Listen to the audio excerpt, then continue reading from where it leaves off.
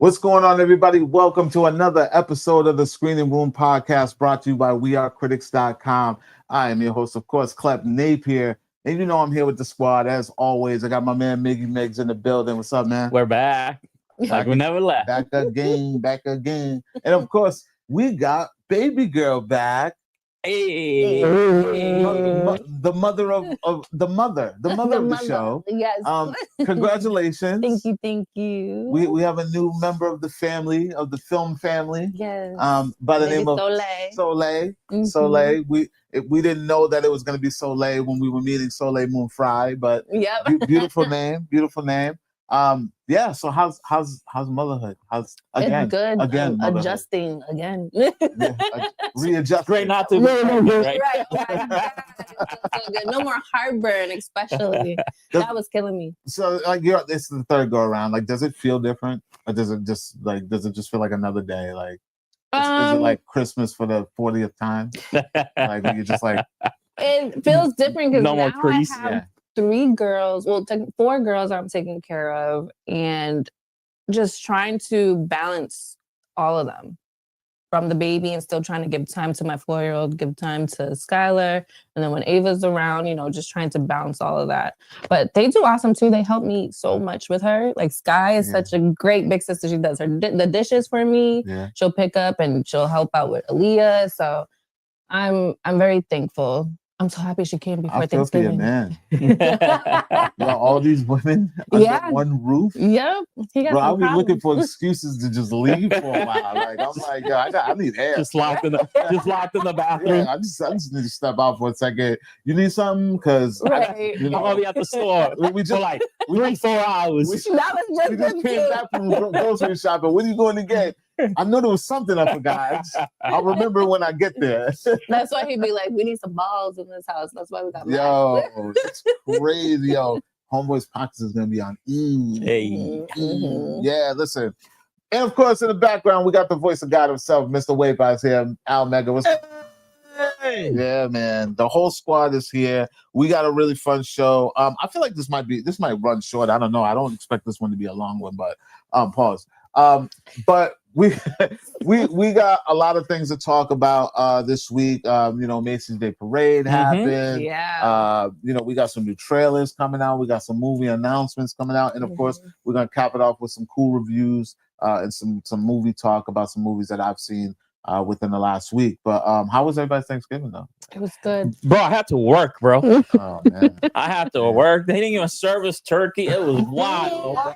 They didn't even have a potluck. It was wild, bro. I was not happy, bro. Usually they'd be like, bring something in. They was like, here's some sandwiches. Wow. Not even a turkey sandwich. Not even a turkey sandwich. Yeah. With a dry ham and cheese. It was crazy, bro. Probably wasn't even that. It's probably mustard, bro. Just mustard and bologna and a packet on the side. Mustard packets. I was not happy at all, bro. Damn. Yeah. What about you, Jelly? How was the family? It was good. Yeah. I celebrated downstairs. Mommy, okay? Yeah. Honestly, there was a lot for the baby, so I found myself in my niece's room with her after we ate because it was too much going on. A lot of kids, but it was awesome. See, that's why I feel like the holiday time is good when there's a lot of kids because like you get tired of seeing the grown-ups. Like you got to see it through their eyes. Yeah. You don't want to see the grown-ups. All the kids in my family all grown up. My son, everybody's. Oh my God, is your son taller than you? Yeah, he's like my height. Bro, you could say he's taller than you, bro. Right there. No, he's like right there. Yeah, I don't know he'll be out there talking. No, he's right there. And Al, man, you chilled out, right? You just laid low, right? I laid low. I had fun making music. A wonderful friend dropped off some food, on Thanksgiving. So, I was blessed with some good food. Chilled at home, made some dope music that I displayed here that I had Jelly be dancing to now that she can again. So there you go. It was cool. I ate well. I ate very well. Took home some leftovers and stuff. Per usual. You always have to take everything you're supposed to do. Everything you're supposed to do. But that's good. Anybody like no football, anything like that? No games? Yeah, I don't do the games. I'm not really. I know there was a game on. My cousins were watching the game. My cousin and my brother, they was watching the game. I I wasn't paying attention to the game. I caught that that halftime show. It had Jack White with really? Eminem. What? Yeah, Eminem's producing the halftime shows for the Detroit Lions. And he brought out Jack White, you know, fresh after his rock and roll Hall of Fame induction. So Nice. yeah, it was pretty dope. I didn't even know that was happening. That's crazy. Yeah. I remember a time where like music things happen and everybody was on it. You would know about it. But Eminem and Jack White and no one talked about. I didn't hear nothing about that. Yeah, I didn't see it. Yeah, I know. I didn't even see a clip on the internet. Right. Nothing. Wow, it was a dope performance. Wow, that's crazy. But we are here back at the Screening Room Podcast. So we're going to get into this and we're going to start things off with Jelly. Of course, she's back. And we're going to go down the list of the box office tally because that's, there's some things that dropped this weekend over the holiday weekend. Not doing as much as I thought they were going to do. No big splash. But there was a big splash though. It was a big splash. We're going to talk about that, the number one movie this week. I was going to say I was the number one. Yeah. But let's go down the list, Jelly. Let's talk about the box office tally. We got number 5. All right, at number 5 we have Running Man. They made 3.7 million gross, and then domestically it was 34 million. So this thing is still in the top 5. Yeah, it's not doing too good, bro. I'm scared for. It's not doing too well, but it's still in the top 5. Bro, like I was watching earlier today the trailer for How to Make a Killing. That's also starring Glenn Powell. Yeah, I'm sorry, man. And I'm sorry. You know, if that movie flops like this is flopping, I don't know. I don't think he's gonna be. Well, they might not take another chance on him. It's going to flop. I'm just being real with you guys. It's going to flop. Yeah. Because here's the contrast, right? You got a high profile IP coming from someone like Schwarzenegger. Yeah. You got Edgar Wright as the director. Yeah. Who's a visionary, like pure vision. He's great at what he does. You had a great trailer. You had a lot of great trailers. You got Coleman Domingo. You got Josh Brolin in that. Like there's a lot to go for that film where you're like, oh, I'm in there just for the experience. Yeah. I don't even care if it's good. I just want to go for the experience. If that ain't gonna knock it out the park, How to Make a Killing. Other thing is like no one's even checking for it. The trailer looked interesting. Nah, it doesn't. No, it doesn't. You didn't like it? Nah, it didn't. It didn't move. Ed Harris, bro, the bad guy. Listen, Margot Qualley. Listen, you're naming great pieces to the puzzle, but Mm. the overall picture is nothing I'd hang up. You know what I mean? Like it's like Topher Grace as a shitty rich kid. Come on, the part he was born to play. Listen, when you say his name, I just say Venom. Venom. Oh. Yo. Thank you. Damn. Thank you. It's always that. No matter when I see him, that's the first thing I go It's to. Eric Foreman, And bro. I'm just like, nah. It's Eric Foreman, bro. Nope. I go to Venom. I go to Venom, and I'm just like, whatever. What's number 2, Jelly? We're on number 4 right now. What's number 4? It's Predator Badland. It made 4.8, right? 4.8 million gross and 85 million domestically. So is that a No, but you know, No, this is fine. I feel bad because I still have not seen this movie yet. Me either. I still have not gone to see this movie. It's a fun movie. Yeah, I know. I'll get. You know, maybe I'll do that this week because I got a lot of free time. So actually, no, I have screenings tomorrow, Tuesday, and Wednesday. He lied. So I'm gonna get to it. I know I'm gonna get to it. I can't talk either because I've been wanting to see it too. And the last time I said I wanted to see it, literally went into labor the next day. So that was like the day or that after night. the show. It was because it's Sunday. It was literally at 1:57 in the morning. Yeah. Bro, these excuses are getting so elaborate right now, right? Go to the theater, huh? I went to the labor too, Jelly. Yeah. I went to the labor too. Well, that's my reason. Oh, you mentioned that this was on Netflix? Well, yeah, but again, they talk Alien, so I gotta make sure that I get the right SRT file because it is available. Everybody talks Alien.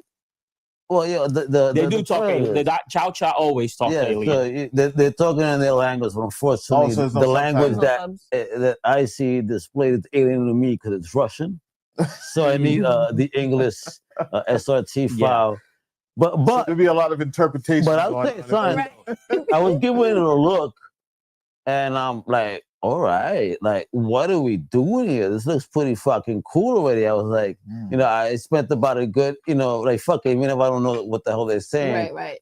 Let me see if I catch the vibe. I caught the vibe, and I was like, ooh, this is gonna be a fun movie. So what you're saying is, even if you don't understand the language, he's reading the body language. You're like, get into it. Yeah, like, I could. It was a fun flick, man. I really enjoyed it, and I'm looking forward to the next installment. You know, I can't wait to see it. All right, what we got for number 3, Dilly? Number 3 is Now You See Me, and they made $7 million gross and $49 million domestically.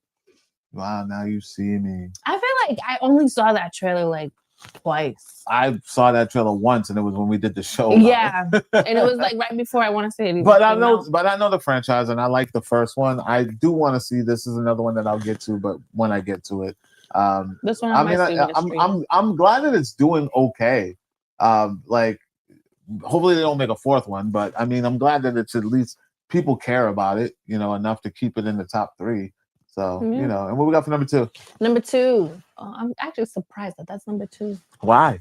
I don't know. It was such a big thing. You shouldn't be surprised. You want to know why? Why? Because it only dropped 50-something% from last week. And it's still 67. I mean, it's still on the top too. It did double-digit millions on its second weekend.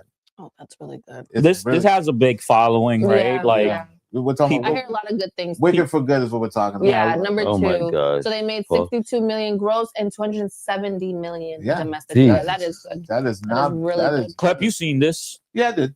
And what do you think? I know you probably gave us a quick review last week. Oh, you know what? I should have reviewed this week for the show. Maybe I could throw it in. Clep was dancing in the theater. No, he was singing along. With Cynthia. I actually was not. I actually don't like this movie. You didn't like it? No, I don't like this movie at all. Like it.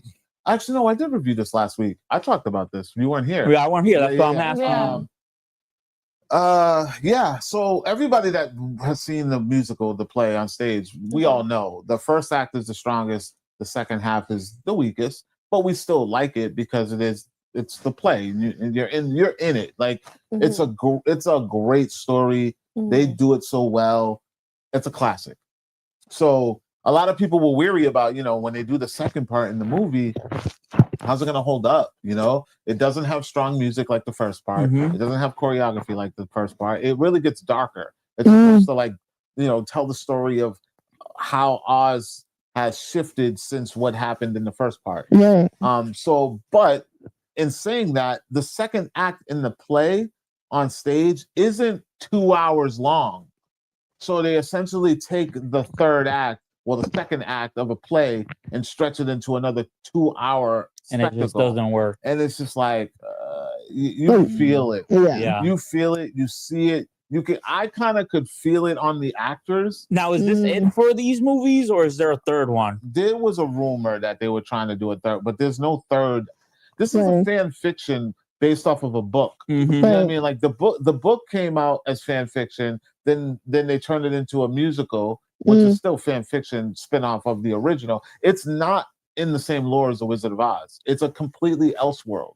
Okay. That's why they had to change things like the ruby red slippers. They couldn't, all that stuff is Wizard of Oz. Yeah. Because they show a little clip in the trailer of Dorothy and them. Yeah. So it's like, oh, that's cool. Yeah.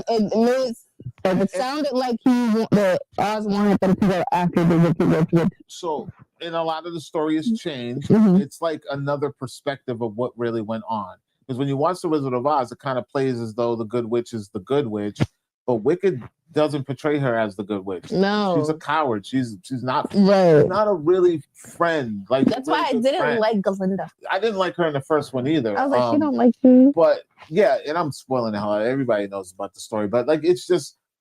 I don't. Well, I don't care. Nah. So when I watch this one, a lot of that stuff they use as whole fillers. They give you more of the Dorothy narrative. So then it essentially plays as though it's the Wizard of Oz, which the play doesn't do that. It alludes to it. They say things, but they don't show you a lot. And then this movie, they use that to stretch the narrative. Okay. You know what I mean? So it's like, all right, now we're just doing a reboot of the Wizard of Oz at this point. You've given us everything you could give us, and then you're just you're holding on to the nostalgia berries that get people like, oh my God, like it doesn't hit for me because the music is not that great. The emotion that you saw the first one. Yeah. That last act when she does the Defying Gravity. Yes. That last 10 minutes of the movie completely washes the second half. Yeah. Completely washes. I went back and watched it afterwards. I was like, let me make sure I really did like this. And I watched that last act and I'm like, still in awe. I'm like, it's just no way that they even should have. They should have just given us a 3-hour spectacle and called it a day. They should have made it one movie. One movie. Yeah. That's it. Don't drag us out to pay dollars to see a 2-hour stretched out mess. Like, no, you should just cap it off with just give it a 3-hour movie and call it a day because it would have felt way better. That's just my opinion on it. So yeah, what we got for number one? Number one, we got Zootopia 2 at 96 million. Damn. Yeah, man. That's a debut. Yeah. I was happy to even see that second one coming out. Globally, it did over 100. It did over 100. This is domestic. And this is what we were talking about. Like we were saying that, like it was a weak box office week, but Zootopia came out here. Not only did it come out swinging, it's sitting at a 91% on Rotten Tomatoes, 92% or 96% with audiences, 91% with critics. Nice. So, and the first one is at a 98%. Did the first one come out in theaters? Yeah. Oh, okay, because I saw it on Disney. I saw it at home as well. Yeah. That's one of the rare animation CGI movies I've seen. Yeah. And I enjoyed it. I enjoyed the first Zootopia. Percentages? Do you agree? I mean, Rotten Tomato wise? Like, I don't know. Maybe I don't know. It's been forever. Like I thought I liked it at the time. I don't recall it all that much. I remember it was all about the bunny. She was a cop and the fox. That it's a thief. And was that Jason Bateman. Jason Bateman was a fox. I remember it slightly. It was okay. It was enjoyable. Okay. And the sloth, right? Like the sloth. Oh my God. They have a thing with the sloth in the second one. Oh my goodness. So you saw it? No. Okay. Sky saw it. She did see it. Okay. I had her go out with she me. like it? Yeah, she enjoyed it. I want to see it though. Yeah, man. I mean, do we think this movie might do a Billy? Wow. A Billy, bro. I mean, it is Christmas Eve, we got man. Christmas hitting. People are spending, bro. Everybody and their mama is going to the movies this month. This is the biggest. For those that don't know, December, Christmas time is the biggest movie going month of the year. Which is why Marvel moved their slates. Like they know what they're doing. They're like, we're gonna put Endgame and all these movies right in December. Yeah, November. They know Avatar right in December. So we got Avatar coming the new Ash and Fire or whatever it's called. Yeah, so that's gonna be interesting because we know Avatar's gonna do big numbers. Are they gonna knock Zootopia down? Or are we gonna have split audiences? I don't know. I feel. I mean, opening Zootopia at the end of November and having what is it? Avatar opening towards the end of December. It gives it plenty of room, you know. Maybe it does have the chance to cross that Billy mark. I feel like people are still gonna go. I think that weekend it's gonna be a packed house. You're gonna have split audiences. People aren't gonna be like one or the other. You're gonna see.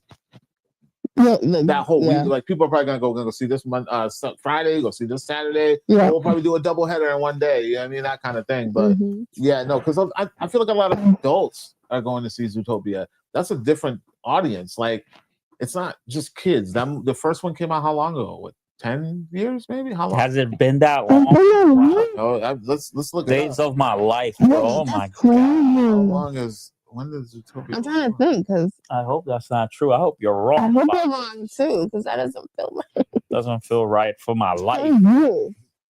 Let's see. Watch it be like 2015, and I'm like, bro, 2015 does not feel like 10 years ago. March 4th, 2016. Oh my 9 God. years ago. Wow. Skylar is gonna be 10 next month. That's wild. That is wild. So like.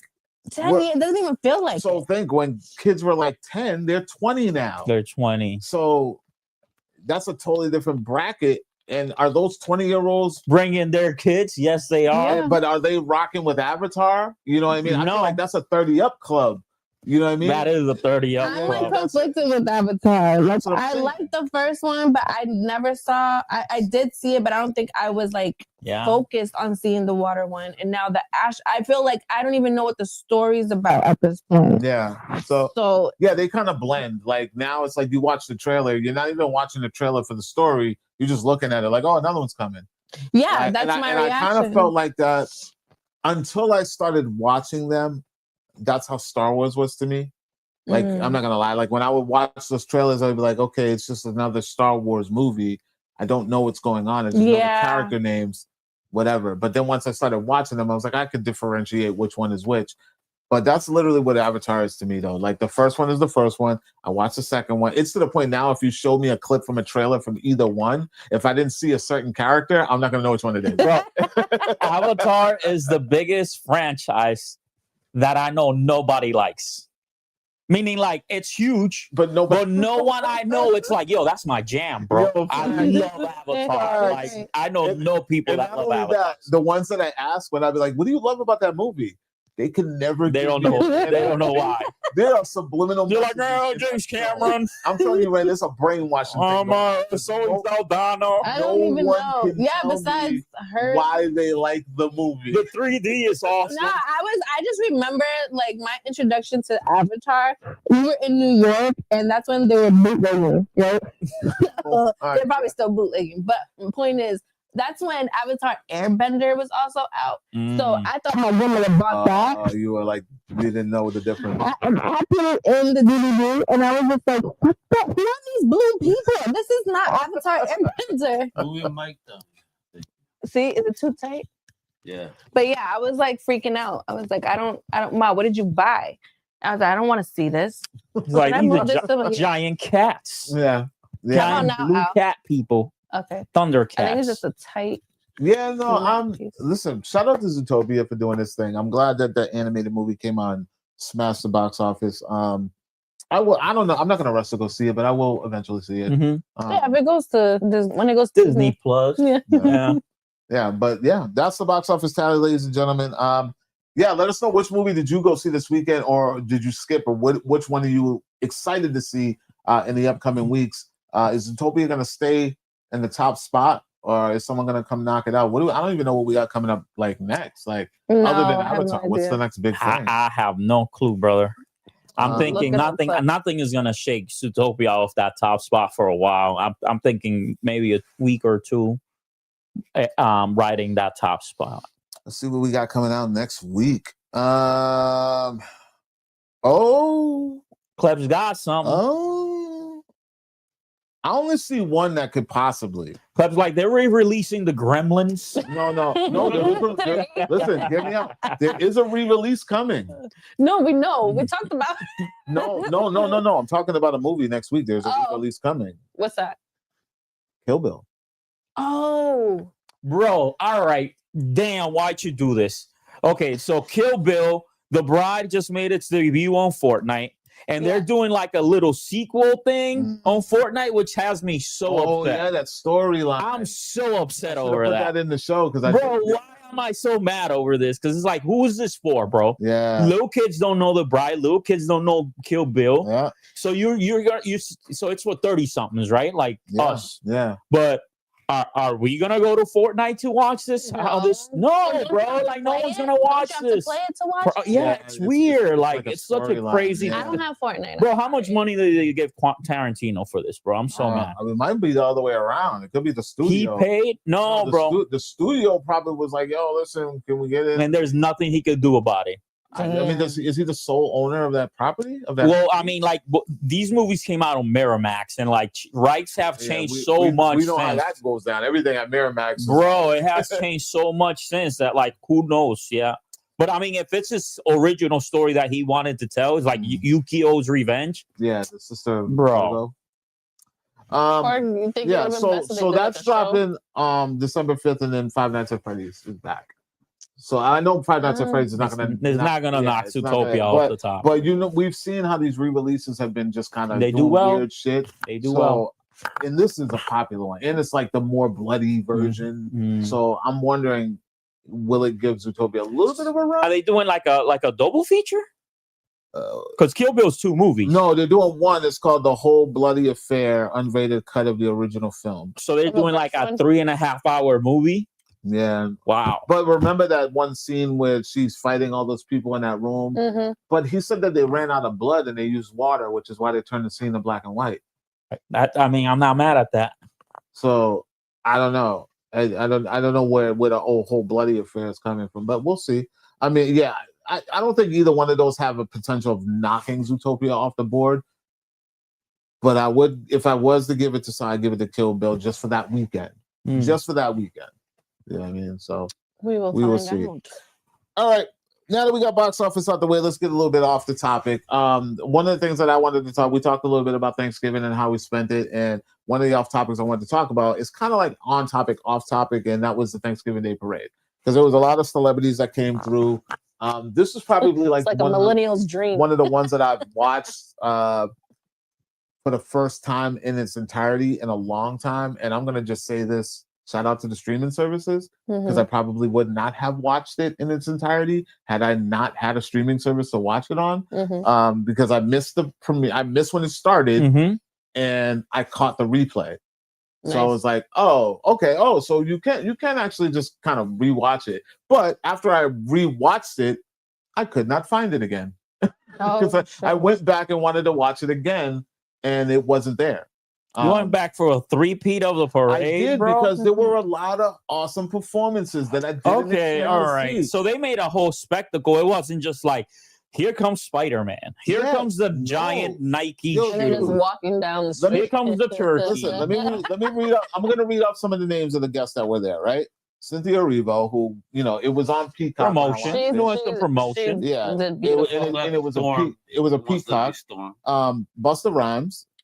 Sierra, Little John, Jewel, and then K-pop Demon Hunters. Yo, they performed. They performed. It was so good. Was it? It was so good. I felt like a proud mom. Not only did they perform, they came in character and they brought Ken Jeong there. Yeah. Okay. And because he talks for their manager in the cartoon, and he was there with the phone doing the whole Bobby thing. Yep. Like I was like, why are they going so crazy on this? But then I thought about it. Next year is the 100th. So maybe this is like a prequel to what they're going to do for next year. Yeah. But they didn't waste a dime on this. Like they really tried to make this relevant. Even some of the floats, like they had a lot of newer things. Yeah. I saw that giant Jordan. I didn't see that. I missed that. I saw the giant Jordan. That looked cool. I like the Spider-Man. Like, well, they always have Spider-Man. He's like, did they always have Toys R Us? I feel like that was my first time seeing Toys R Us. What is it, Jeffrey the Giraffe? They had Jeffrey the Giraffe. Did you see the Stranger Things one? I didn't. They did. Well, they had a Demogorgon? They had a Demogorgon in That's like a laboratory glass case giant thing, and they had everybody on the floor was in doctor uniform. Yeah, that's dope. And then they had like the upside down stuff like all around. Nice. It was dope. Busta Rhymes was on a Ninja Turtle float. Yeah, for the animated series. Okay. I'm trying to think who else I remember. Well, they had the bus, the van, the turtle van. No, it was like I don't know what it was. Could have been like a sewer setup, like a above ground sewer setup. Bro, these floats get creative, huh? Yeah, no, there was some pretty cool things there, man. But the standout that I'm gonna say for us was the K-pop Demon Hunters, because something urged me to. I don't know. I was like, I should clip this. You watched it afterwards? No, I watched the whole thing. I love that song. Golden is a fire song. Jelly knows me. When it comes to a well-written song, you're right. I fuck with a well-written song. Songs are dope. And then I called Scott. I said, Scott, look at K-pop Demon Hunters. They're performing live. So I clipped that section of the show. Well, I actually saw someone share it on Twitter first. And I was like, well, if they shared it, I probably could get away with it. And I just clipped it, put some little graphics on it, and I posted it on our Instagram, Facebook, and then on my TikTok.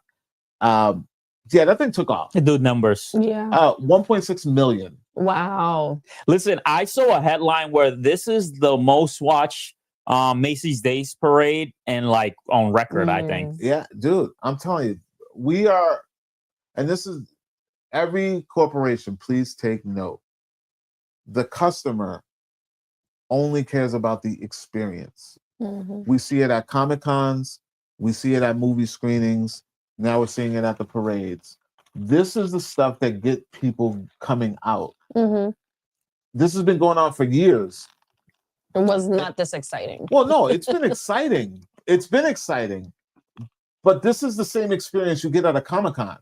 You get what I mean? Like, this is to our world. Celebrities. Yeah, celebrities, activations. Yeah. Giant balloons. Fandom stuff. Yeah, like to be immersive, to be in the experience, to be like, oh, that property. Like, come on, Netflix just opened up a house. You know what I mean? Of content, you know, just for people who like Netflix. Like, immersive experiences, activations, pop-ups. That is where the customer's brain is at. That's the experience. This kind of thing will do well if they keep investing in it. You know what I mean? This is why I feel like the New Year's Eve thing is kind of going a little bit. They're not trying. Yeah. They're not trying. People are going to come out anyways. It's New Year's Eve. Right. Why not go to Times Square? It's on TV. Why not? But do I really have to be there? No. Right. I can sit at home, where it's safe, where it's warm, and just watch the ball drop. Yeah. But this was worth. There was like, I saw it on Hulu where they were showing some whole other thing. They were showing Philly. And that was, I don't know what was like. I don't know what was going on. What are they doing in Philly?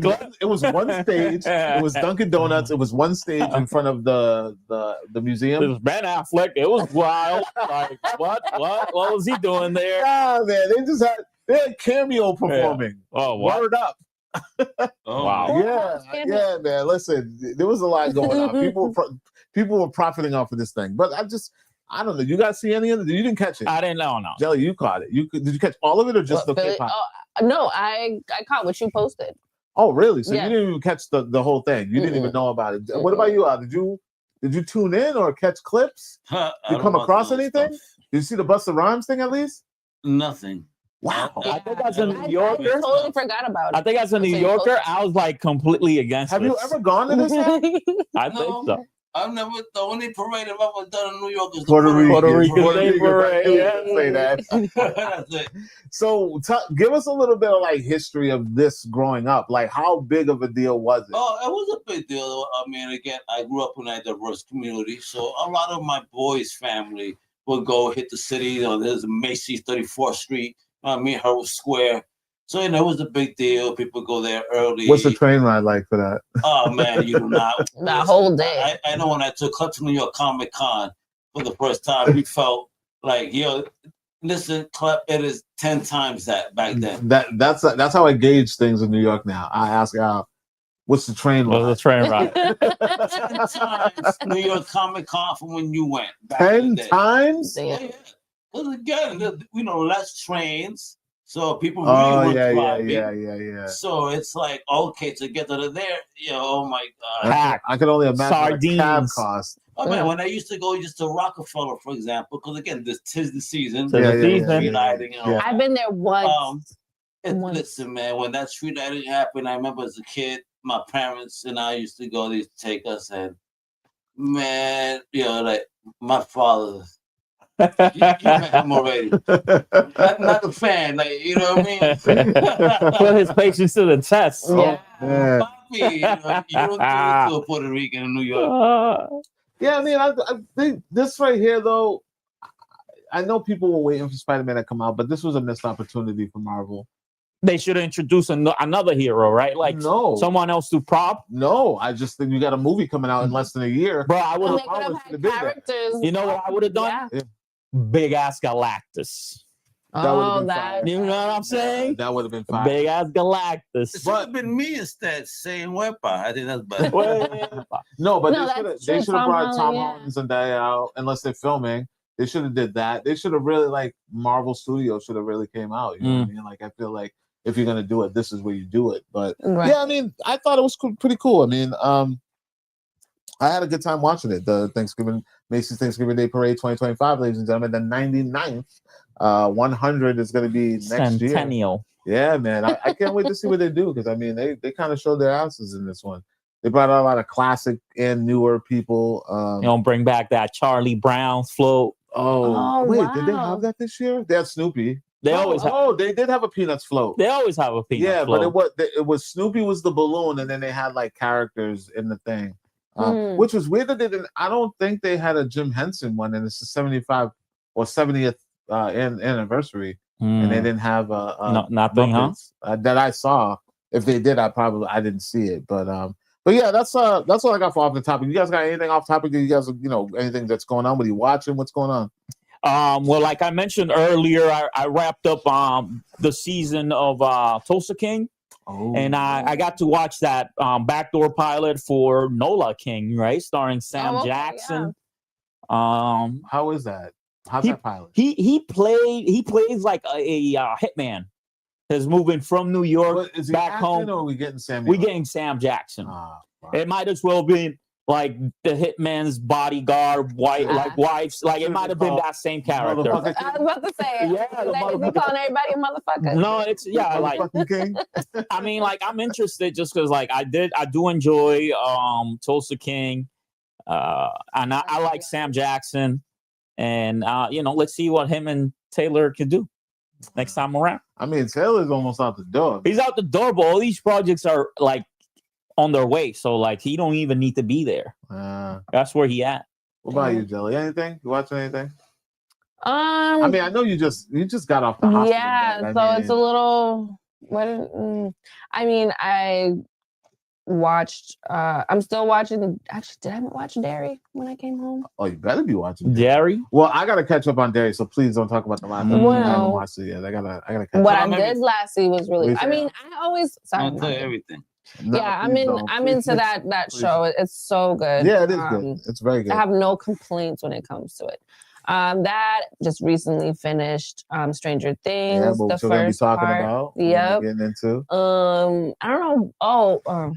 Into some anime stuff because my daughter again. We're on do you know Crunchyroll? Yeah, Crunchyroll. Okay, so my cousin gave me her account. Oh, nice. Okay. Oh, listen, Jelly's gonna be covering all the anime. Yeah. CritiXtv.com. I mean, y'all pretty much way past me. I bet whoever is into anime. Doesn't matter. You're in it now. I'm in that world. So I think it's funny how every show I've seen so far, the narration.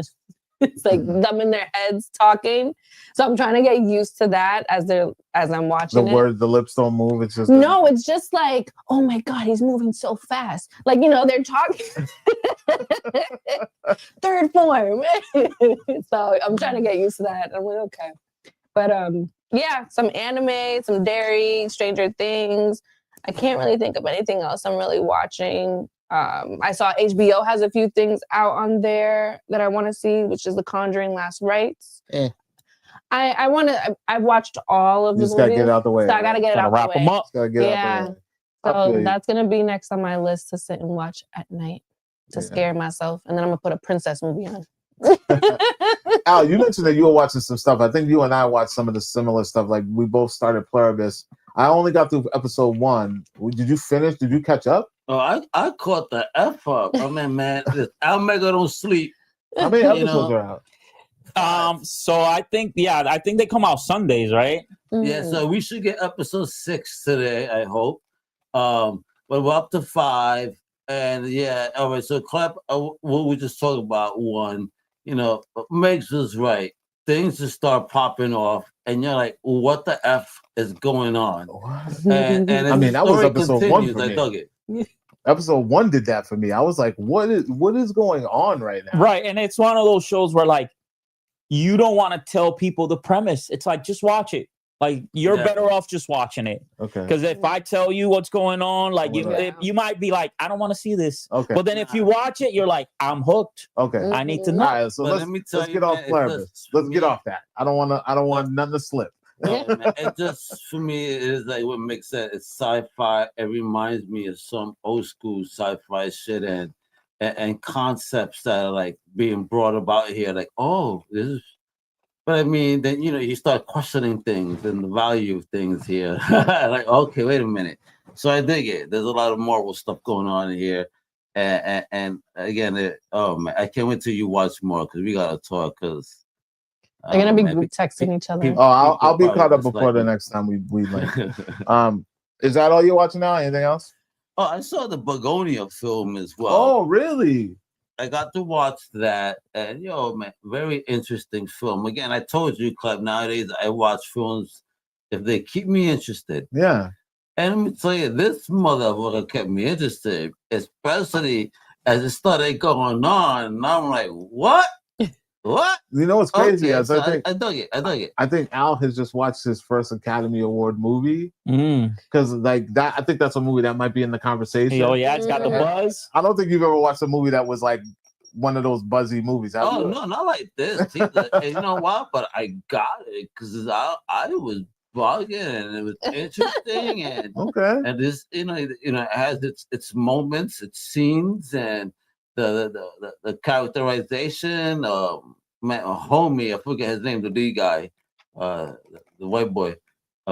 Man, he's lost a lot of weight. But it's to see him here and how he goes about his, and even the co-star, or rather his co-protagonist, if you will.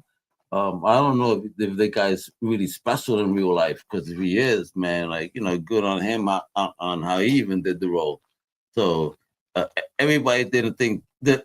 Again, it kept me hooked. One of those that I stopped doing everything I was doing and actually watched. He's talking about Jesse Plemons. There you go. Yeah, Jesse, exactly. Fantastic. He's special, but not that type of special. Yeah. I mean, you never know the way that guy. I'm talking about the brother that plays his cousin in the film, Jesse's cousin. Oh, okay. Aiden. He's a dark-haired fat fellow. Something. Aiden D. Something D. Yeah, bro. I mean, wow, bro. Let me tell you, man. Please watch this film, folks. It got buzz for a reason. For the first time, I could say, okay, I get it. I agree. Yeah, and I mean, other than the parade, I watched a couple of movies. I watched the Dust Bunny film, the David Dastmalchian. They had the whole interview with him. You guys can I just saw a clip that you did with him. Yeah, the full interview's out. It's on critics.com and on our YouTube, CritiXtv. And then I checked out Marty Supreme, the Timothy Chalamet movie that I thoroughly enjoyed. We'll talk about that a little later. And then, I caught up on Pluribus and Stranger Things, which we're going to talk about very soon. Before you move on, did y'all get a chance to watch the Hunger Games trailer?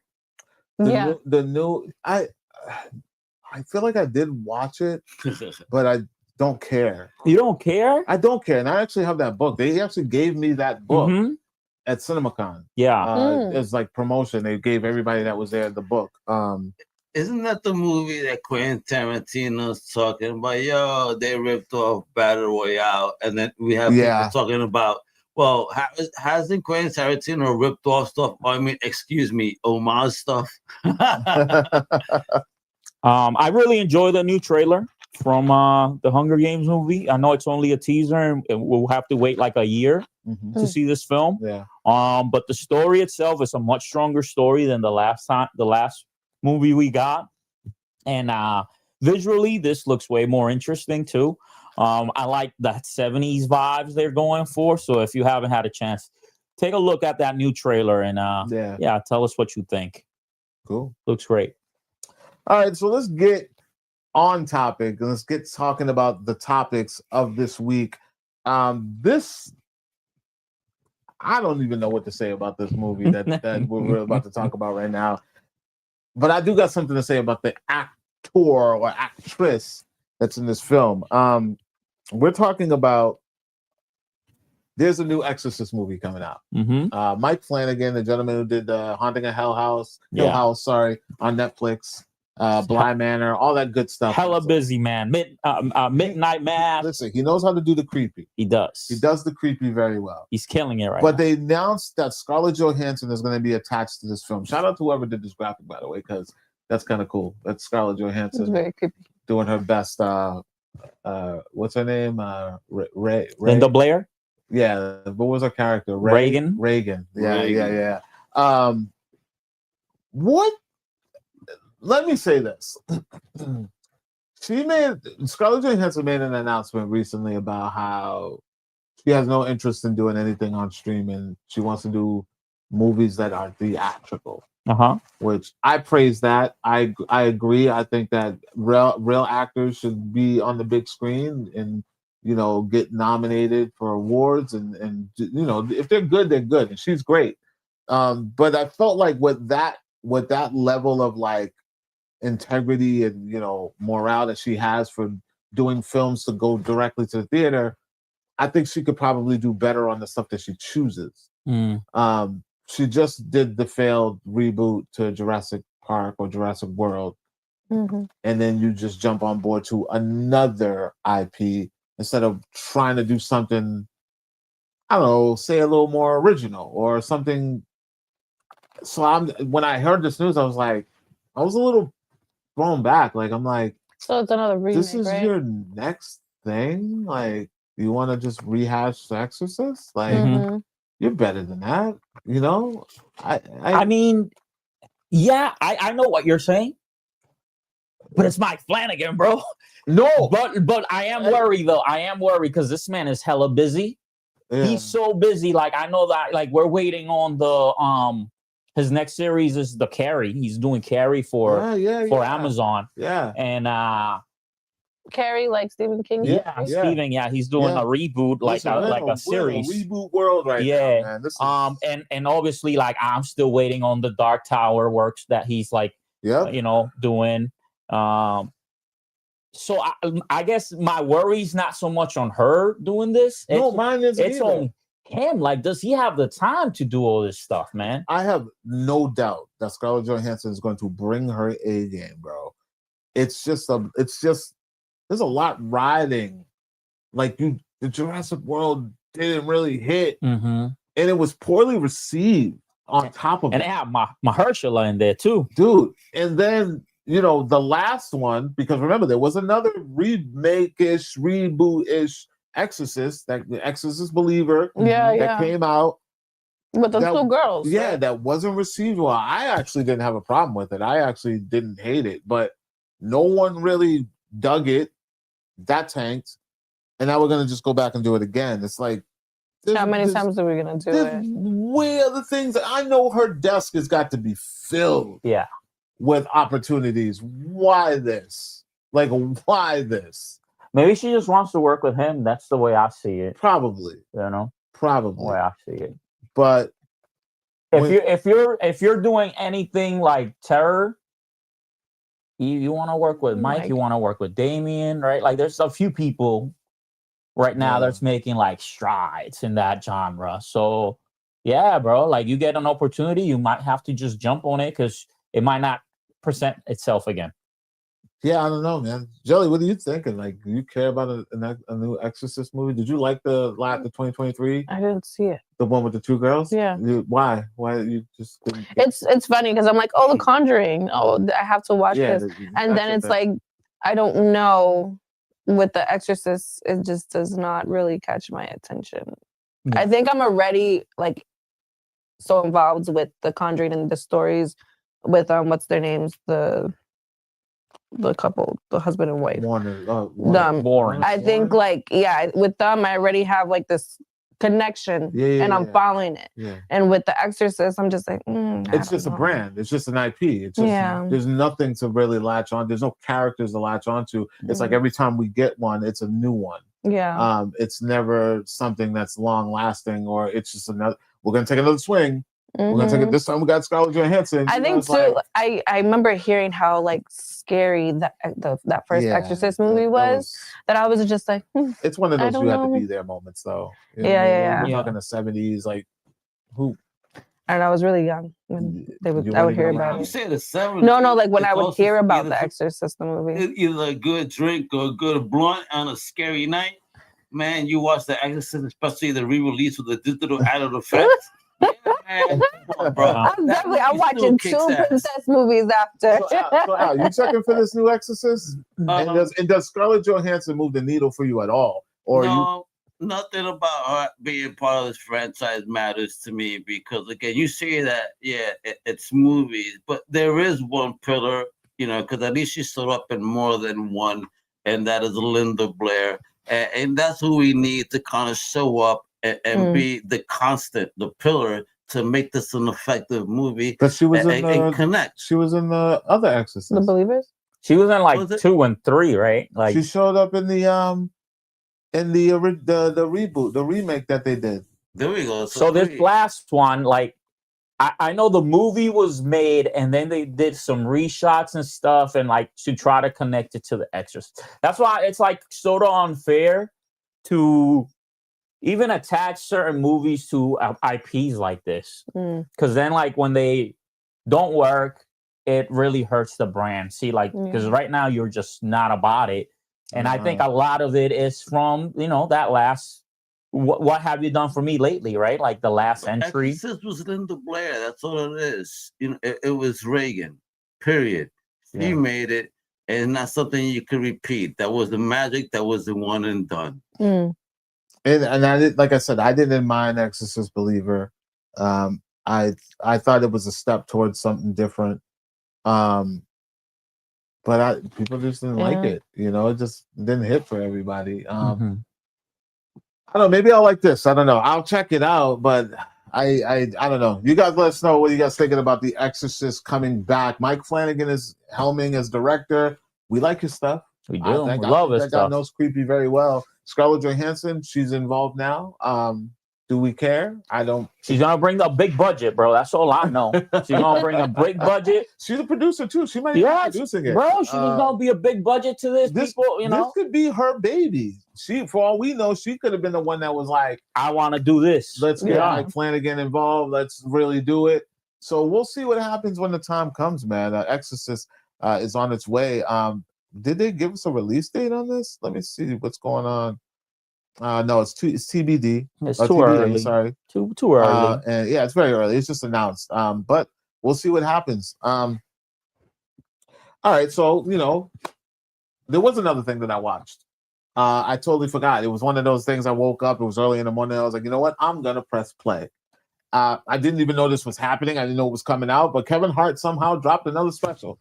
Yeah, you know how he's usually huge on promo, and I did not see any promo, and I swear I follow him.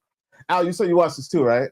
Yeah, I got to watch it. All right, so we're going to talk about this because I put this on, and I'm at the point right now. Al asked me earlier. He was like, "Did I like it?"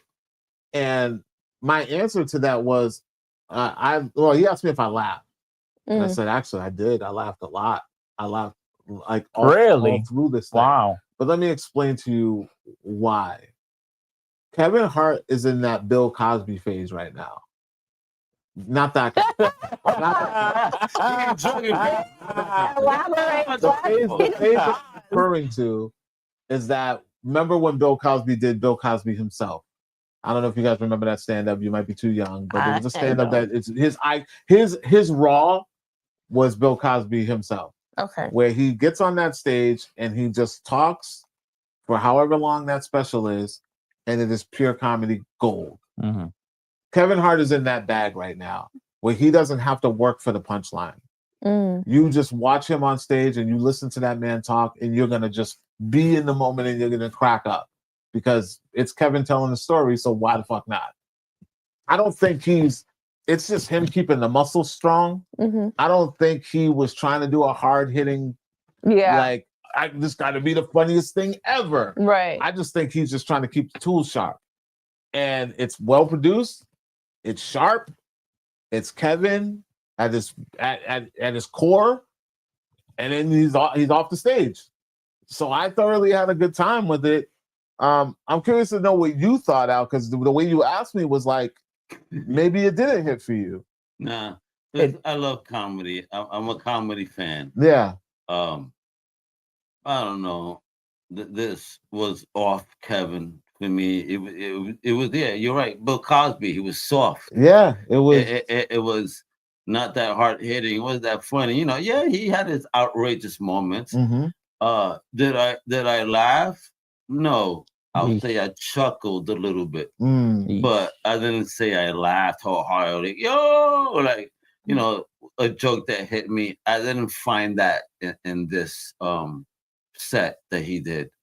You know what I mean? It's, again, I can see that though. I can get it. I can see why, like, yeah, like maybe I was just in a silly mood that morning. Yeah. But I would say I chuckled, but I chuckled hard. Like I was like, oh, this guy, he's just kind of stupid. Like I had a good time with it. Did you watch it, Ellie? You did. What did you think? I can agree with Al. I'm a huge fan of Kevin, and I remember watching like his first stand up, and I was dying, tears in my eyes, laughing. So I think also I have this expectation with him that it has to be that funny. Really? Yeah, and so like I enjoy him. I'll watch whatever he puts out too.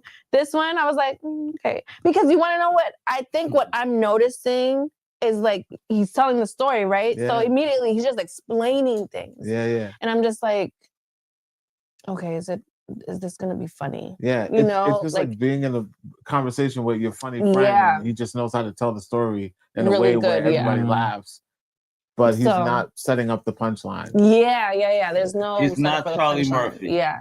Yeah. So it was good. You know, I did chuckle. I was like, oh, that's a good one. But like, I can't say it's his best. And maybe you're right too. Maybe he's just sharpening his tools. I don't think it's know? his best like, at all. Like I by no means think that this is his best stand-up at all. I just think that like your expectation for this is like spend an evening with Kevin. Yeah. You know, and that's like a spin on what Kevin Smith, because that's what he calls his stand-ups. Because Kevin Smith, the director who plays Silent Bob, he's not a comedian per se, but his conversation on stage is so I can't even tell if it's written. I can't tell because he's so good at being a funny storyteller that you just have a good time listening to him talk for 2 hours. Yeah. That's what this is. It's not a comedy show. It's an evening with Kevin Hart. And he's just telling his story, and you think he's the funniest guy in the room, or you just won't probably fuck with it. But it doesn't feel like it's purposeful comedy. It doesn't feel like he's writing jokes. Yeah. Like it's forced. Yeah, it just feels like he's just, like I said, sharpening the tool and just and staying relevant. Yeah. This is because he does them every 2 years. He does a stand-up every 2 years. So I feel like this was just him. You know, you gotta meet the quota. It was laid back, and you can tell too, even like because he would promote the shit out of his stand-ups. Like he would go hard. This one, I didn't see any promotion. Well, I think he filmed this one specifically for Netflix, so it was kind of like a contained thing because he made a joke in the thing about taking the phones. So that means that when he did film this, no one was allowed to film it because he was filming the show.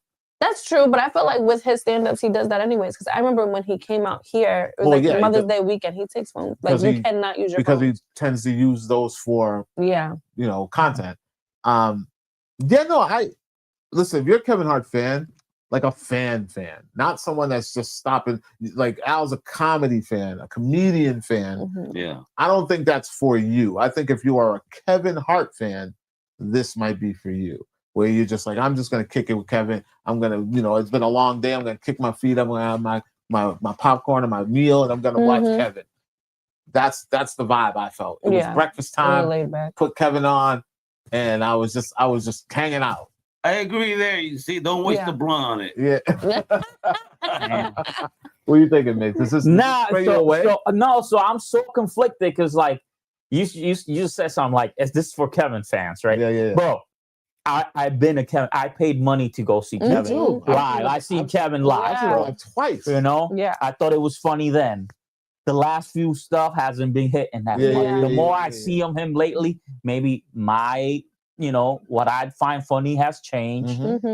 So maybe it's on me. Yeah. I didn't even know this was out, so I even asked when, like earlier, like, is this out already? Yeah. So by hearing the way you're describing it, what Al and Jelly said makes me not want to see this like at all, because like I could see myself just sitting there just like with the stone face, like make me laugh, Kevin. Make me laugh, Kevin. But that's the attitude. You cannot watch this. But if that's the thing though. I'm like, okay, wait, it's coming out Monday. So I'm sitting there and there's an expectation because even what was it after his car accident. He did some shit happened with his cheating. Something happened, and he went on stage and did a whole thing, just like taking accountability for his actions. It just felt like explaining. A lot of explaining. I don't know. Can't remember if it was even after that stand-up there was explaining, but I'm just like, where is this explaining stuff coming from? Like, I don't know. I just remember like his first few stand-ups, and it was just hilarious. Yeah, we felt like that was her man coming up with an excuse and like, all right, shut up, dude. So go write some jokes, bro. You're like wrong. like you're telling me stories. Yeah. I might not want to see that. I need the jokes. Yeah. I need your jokes. Like I said, if you do put it on while you got it on in the background, and you can kind of poke in, you can listen, but don't go in there like, all right, I need entertain me. Yeah. That's how I went. Don't do that. You will be like, I don't do that, because I didn't put it on like that. I put it on in front of my laptop. I put it on the TV while I'm at my laptop. It's on. I can see it, and I'm just like, okay, yeah. This is I guess, as a fan, you're just like, make me laugh, Kevin. Laugh, Kevin. Like, what is you got 2 minutes, right? But yeah, ladies and gentlemen, that is Kevin Hart acting my age. It is available on Netflix right now. I don't know if you've already seen it. Tell me what you thought. I'm almost guaranteeing that 80% of y'all are going to be like, you didn't enjoy it. It is what it is, because it's not, like you said, it's not early Kevin. It's not hungry Kevin. And it's not me trying to say like, I need you to still, like, you grow as an artist. You're going to bring new material. You have new experience and stuff. So like, I don't know. I just like the expectation of funny from him. It just, like you said, it hasn't been hitting. And like, I'm kind of sad about that. Because I love Kevin. I love him. Yeah. Let us know in the comments below, ladies and gentlemen, if you even want to check this out. Did you know it was out? What you think about it? Now, moving along with more Netflix. We're still talking Netflix. And we got to talk about the biggest thing on Netflix right now. We just got the premiere of season 5 of Stranger Things. 4 episodes. Piece of the next 4, and then the finale. So there's 5 more episodes coming, and we got 4 of those episodes. I watched these episodes in one sitting. I didn't even check the runtime. By calling them these movies, like you're not wrong, bro. Like they're long episodes. I started at 8 p.m. on the dot, and which I got misinformation, by the way. I talked to the Netflix rep, who I reached out because I wanted to know if they were sending screeners, because I kind of wanted to get a heads up on it. And same as season 4, they weren't doing screeners. They're probably giving them to somebody out there, but they weren't giving them to me. And she told me, no, unfortunately, we're not doing screeners, but we hope that you're going to tune in on Thanksgiving Day, 5 p.m. I said, 5 p.m. It was like Eastern time? 5 p.m. Thanksgiving Day? Wasn't it the day before Thanksgiving? Yeah, so she gave me Pacific time because I thought it was 5 p.m. and I'm like, you checking at 5. You're like, it's not here. No, it's not on here. So yeah, it was 8 p.m. And I'm not even gonna lie, I was hooked from episode 1. I thoroughly enjoyed the journey and what. Here's the thing when it comes to storytelling. When you're dealing with certain characters for so long, I love dramatic change. I don't want to see my characters 6-7 seasons later doing the same shit, feeling the same way, dressing the same way. Like, I need to see dramatic shift and growth in this person's character, so that way I can start asking questions. I can start trying to peel that onion, like, damn, what happened to my guy? They gave me that episode 1 with Dustin alone. Dustin has always been my favorite character in the show. And watching him before 11, before Will, even before Lucas, I feel like Lucas got his strongest arc at the end of season 4, dealing with Max. So we get a little bit of that in this season spilling over. But seeing Dustin deal with the loss of Eddie, and then the divisiveness of the group. Of his friendship. Yeah.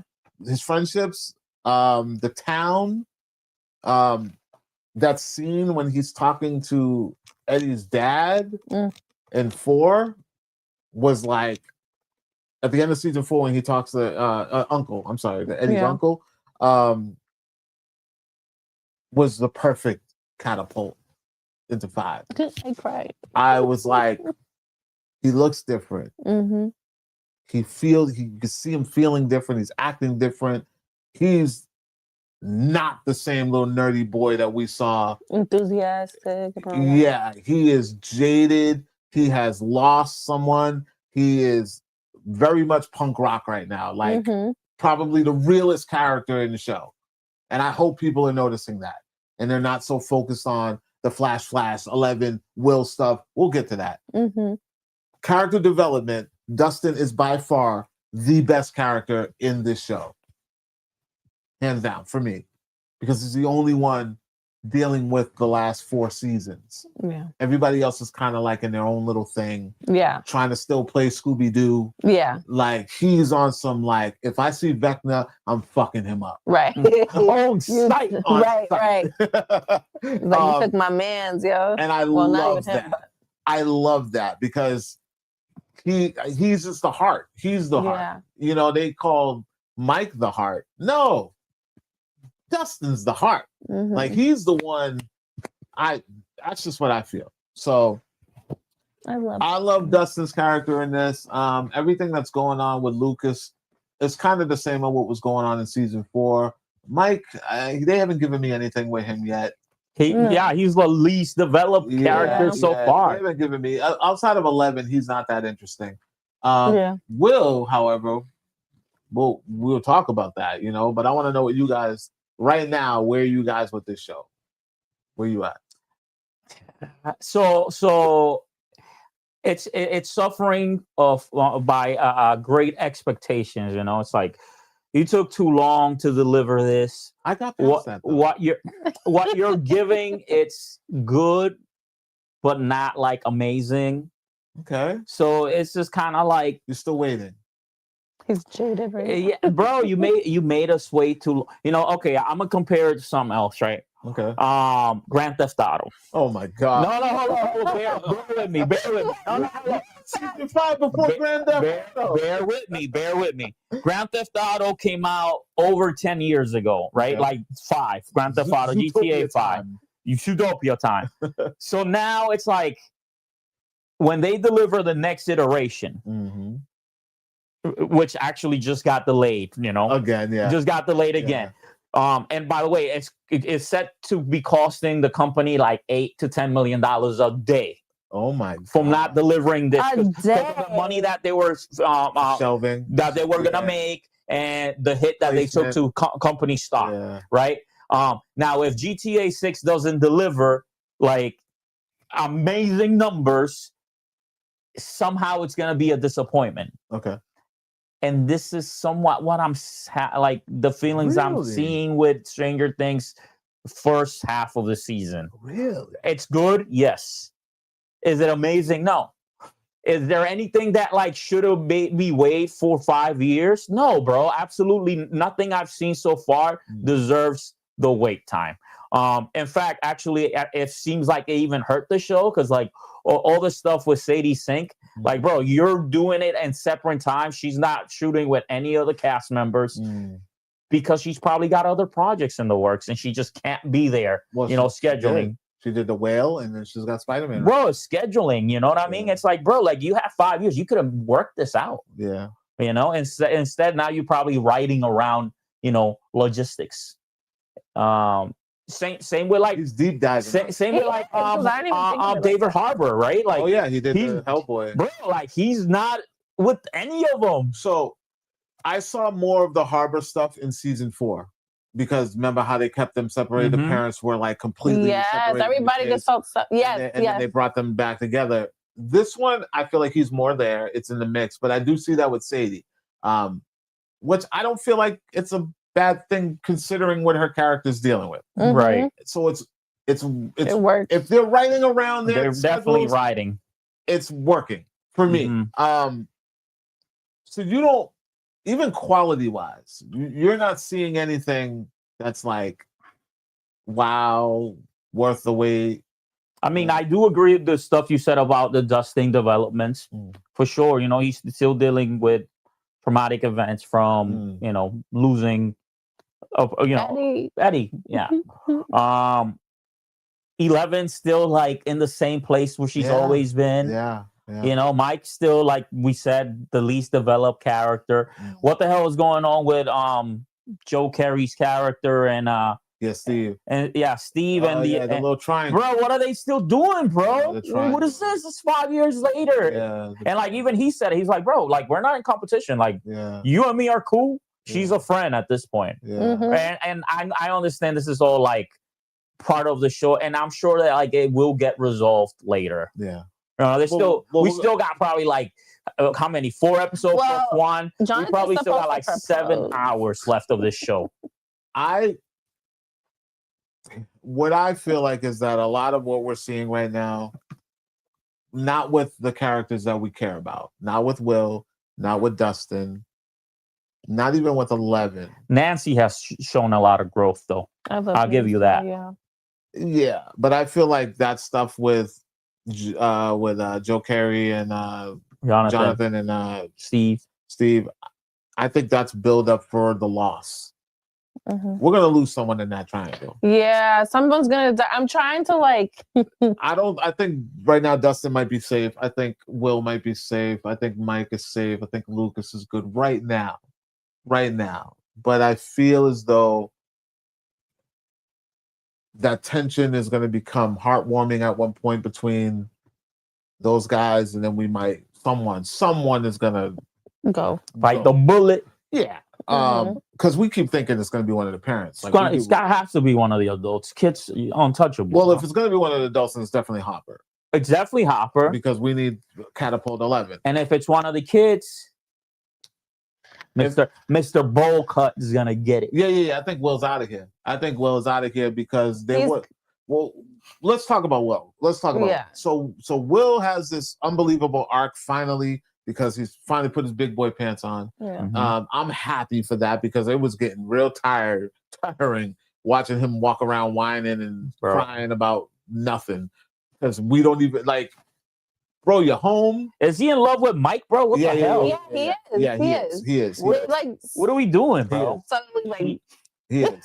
What are we doing? I mean, if he's not, then I don't know what's going on. I don't know what's going on. I mean, because I thought that that's what the Robin conversation was. That Steve was in love with Nancy. Right. I was like, what do you mean you're just a friend?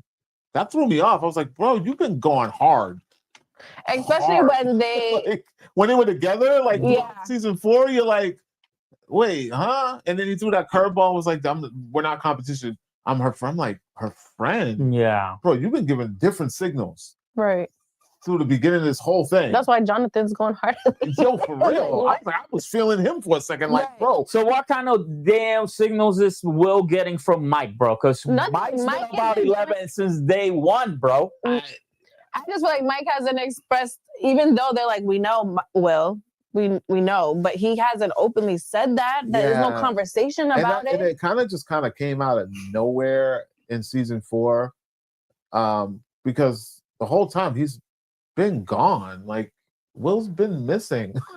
When did you have time to develop feelings? There's like these subtle hints of like him being gay. I feel like it's just him looking at Mike and all this. Like, I had like this weird theory. Like, as I was watching this show. From the very beginning, the opening scene, when they go back and they show Will, young Will and the Upside Down. Yeah, I was like, is this show a metaphor of Will being like sexually assaulted or something, and then being confused about his sexuality, and then who's sexually assaulted, finding himself like it was just very like he went missing. Someone abducted him. Like, this was just, it was just me in my own head. I was just like, this is it's weird, But, people write things. Who knows? Yeah.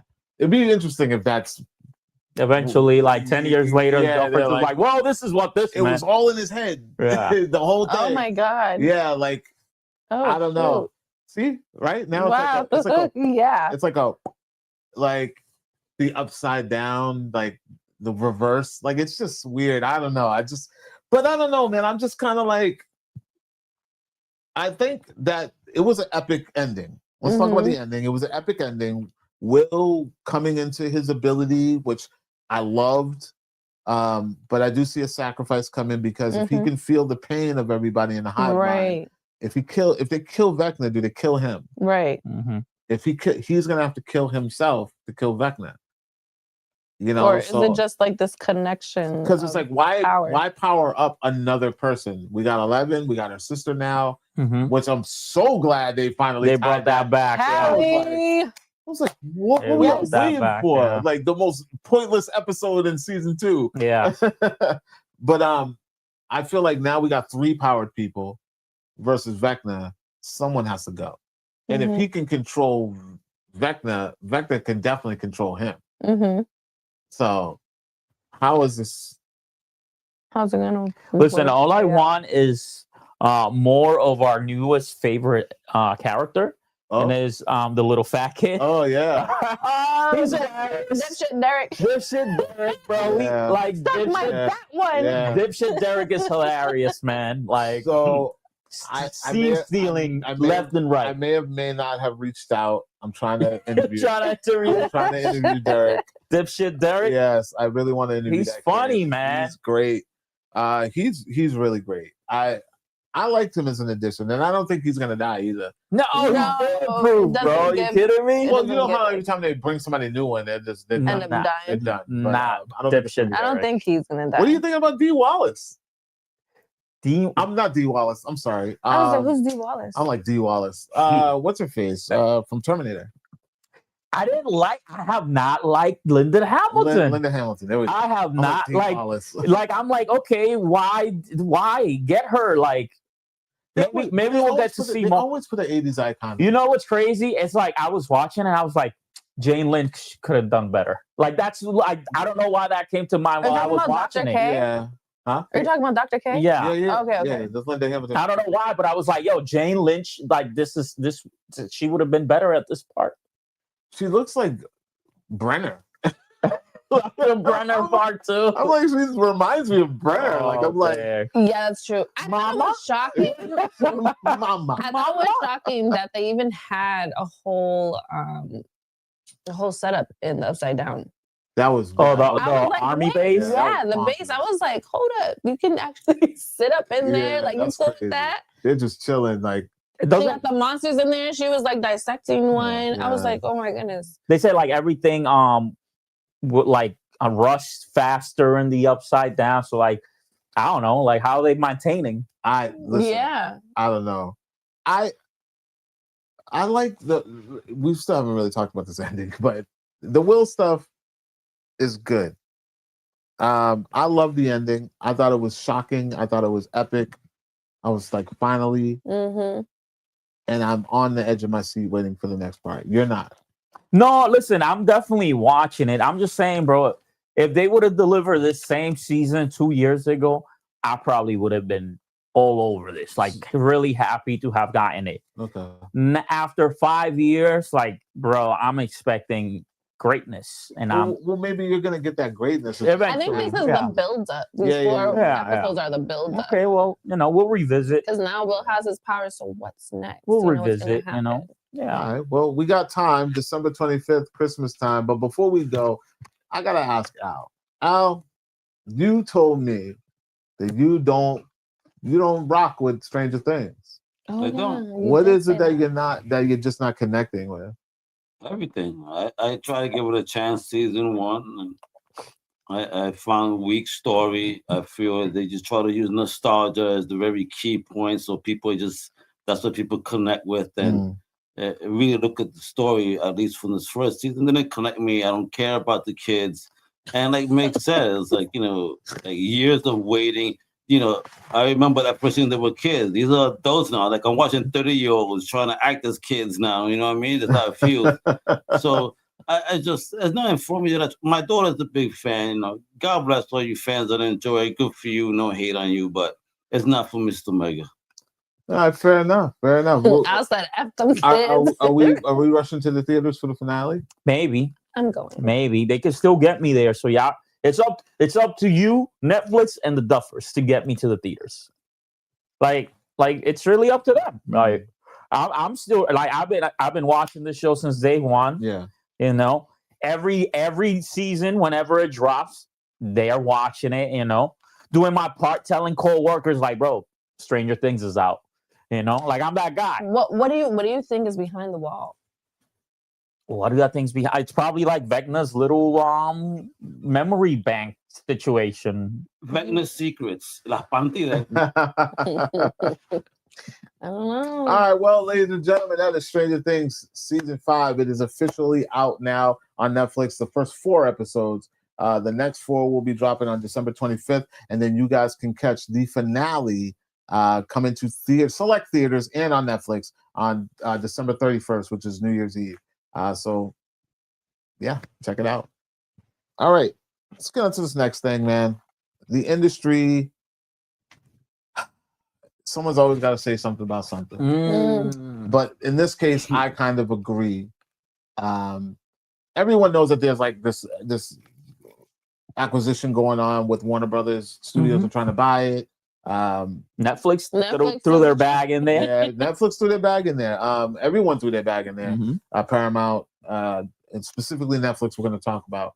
But one of like the biggest directors in the game, James Cameron, where we were talking about Avatar and we were talking about Terminator, he spoke up and he says that, you know, Netflix shouldn't be allowed to win Oscars. They shouldn't be allowed because, you know, they think that if they purchase, you know, a Warner Brothers, that it's a sham. You know, they're going to do their 2-week release thing and then go right back to streaming like they do with all their movies. So he doesn't think that they should have a fair shot at 1, buying a studio, 2, being recognized for, you know, winning Oscars. What do you guys think? You're living in the past, man. Like what, bro? Shut up. Nah, listen. All respect to James, you know. You know, he's a great filmmaker and he is a visionary. But he's wrong here. You know what I'm saying? Yeah, absolutely. Okay. Things change. You got to move with the times. If Netflix doesn't buy a studio, they'll build their own studio. How they choose to release their films, it's up to them. Whatever works. This capitalism. This is their business model. This is how they choose to move about their business. If they choose to buy a big studio, that's failing because, you know, they wouldn't be selling if they weren't. And they choose to do what you just said, release for 2 weeks in theaters and then move it to streaming. That's their prerogative. Now, if you don't like that, if we don't like that, it's up to us to, first of all, don't subscribe to Netflix. Don't go see their movies in theaters. You know what I'm saying? Like, that's the only way. You want to hurt these companies, you vote with your wallet. You know, you vote with your wallet. You make them feel the pain of them not having your money. Jill, you have anything to say about that before I go? Actually, I agree with that. I agree with what Mix has said. So here's my take, and you know, you guys know I'm a movie. Yeah. I know you love the movie experience. I don't mind that Netflix releases what they release the way that they want to release it because, yeah, again, it's the studio, that's what they do. But there is an obligation to being accepted in the award ceremonies and being nominated or being considered. There's a window. There's a theatrical window, and there is an amount of theaters that you should be playing in order to be considered. What Cameron is saying is that if they are to be considered, they should have to abide by those same rules, which I'm okay with. If that's the case, if that's not the case, and they want to do what they do, then they should only be nominated for Emmys because it's television. I'm cool with that. They shouldn't be able to be in the higher echelon of award ceremonies if they're not abiding by the standards of being considered. If you want to do your own thing in this niche little area, then fine. Then you should get maybe a Globe, maybe an Emmy, maybe a Critics' Choice Award, but you should not be in the Academy Awards if you're not going to run a full theatrical run the way that everybody else does. That's where I'm with. I don't want Netflix to buy Warner Brothers because I feel like it's going to tarnish the legacy of such a pristine movie studio. I hear what you're saying about, times have changed, things are new. So if things are new, then how about we just start from scratch and do something new? Don't go and buy something that's already been and try to change it. That's dang. I agree with both of y'all. Yeah. Okay. So the risk we're running here, like this company is gonna get sold. That's fine. It's gonna get sold. That's fine. Now it could stay with a Netflix. It could go to a Paramount. It could even go to the Saudi government. Is that what we want? No, we don't want that. No, we don't want that. We don't want that either. I'd rather Netflix have it. I'd rather you know what I'm not. saying? I'm just saying, like if it's better if it's kept American. It's what I'm saying. I'm with that, but with the right intentions. Like we're talking about Warner Brothers catalog. Yeah. We're talking about movies that were made for the movie theater first. And I don't trust that Netflix will honor that. I feel like now everything will just be catered to the streaming network, and then, we'll consider putting it in theaters for a few days, a few weeks, and then how does that benefit the legacy of what Warner Brothers means? Like, that's where I'm at. And I get it. Legacies change, things change. Yeah, I got to get with it or get off the boat. But that's how many 100 years of history? Yeah. 100 years of cinematic history that we're just going to spit on because we want to do this new thing. We're not spitting on anything. All right, maybe that's exaggerating, but we're gonna kick it to the curb because we want to try this new thing. He wants the Hawk tour on it. Like, you know what I mean? Like, I'm conflicted because yes, so this is with any new upcoming movies that they want to come out with, just to do a 2-week run and then bring it. Yeah, because that's what they do, and they don't even do it for all of their movies. They don't even make movies to that quality standard that deserve the theater. Yeah. You know what I mean? Like, there's a different caliber of course. Film, bro. Like, not like when you know for a fact you're showing your film on a 40-inch screen. No, I'm sorry, 400-inch screen versus a 40-inch screen. Like, you're gonna make artistic choices, right? Like, because you know what's gonna fit, within the frame that you're shooting. Like some people might watch this on even a phone, not even on a TV. You know what I'm saying? Like, this is how people consume Netflix these days. Yeah. So I get it. Like, they're working with, like, they probably make stuff cheaper and faster because, like, they're going straight to streaming. Now, if Warner Brother, again, if it was working, it would not need a purchaser. You know what I'm saying? So what they're doing is not working. It's not that it's not working, because listen, they've had the biggest box offices all year. All year, Warner Brothers has been at the top. So then why all year? It's greed. Yeah, it literally every movie that they've dropped this year has been a banger. Every single movie this year, from Sinners throughout the entire summer, has been a banger. So no other reason besides greed. I honestly don't even think they're gonna sell. I think it's a hype train. I honestly think it's a hype train. We're gonna get news. They figured it out. At the end of the day, I don't think anyone can comprehend Netflix owning Warner Brothers realistically. I mean, everything I've seen, people are like, no, don't do it. Yeah, like, listen, I'm not saying I want this. No, I'm not, and I'm not saying I'm not saying Netflix is a bad company. They just have different intentions. They just their motto is quantity, not quality. From the outside looking in, it's quantity. And every now and then they get a hit. Yeah, and they like rolling the dice that way. Yeah. They like rolling the dice that way because at the end of the day, they'll get a Stranger Things every once in a while. They'll get a K-pop Demon Hunters every now and then. Yeah, and that they still got subscribers, so they can risk. They don't care. You know what I mean? But when you got Warner Brothers, their everything depends on a theatrical release. They're everything. They're not just making, yeah, we're gonna just throw this on HBO Max because no, unless it's a series. Because we feel like it. Unless it's a TV series, it don't touch HBO Max until the theatrical release is done. And when it does touch HBO Max, it's still high quality. The standard of television is HBO. Mm-hmm. There's not a TV show out there that can beat HBO. I wouldn't. Yeah, I agree.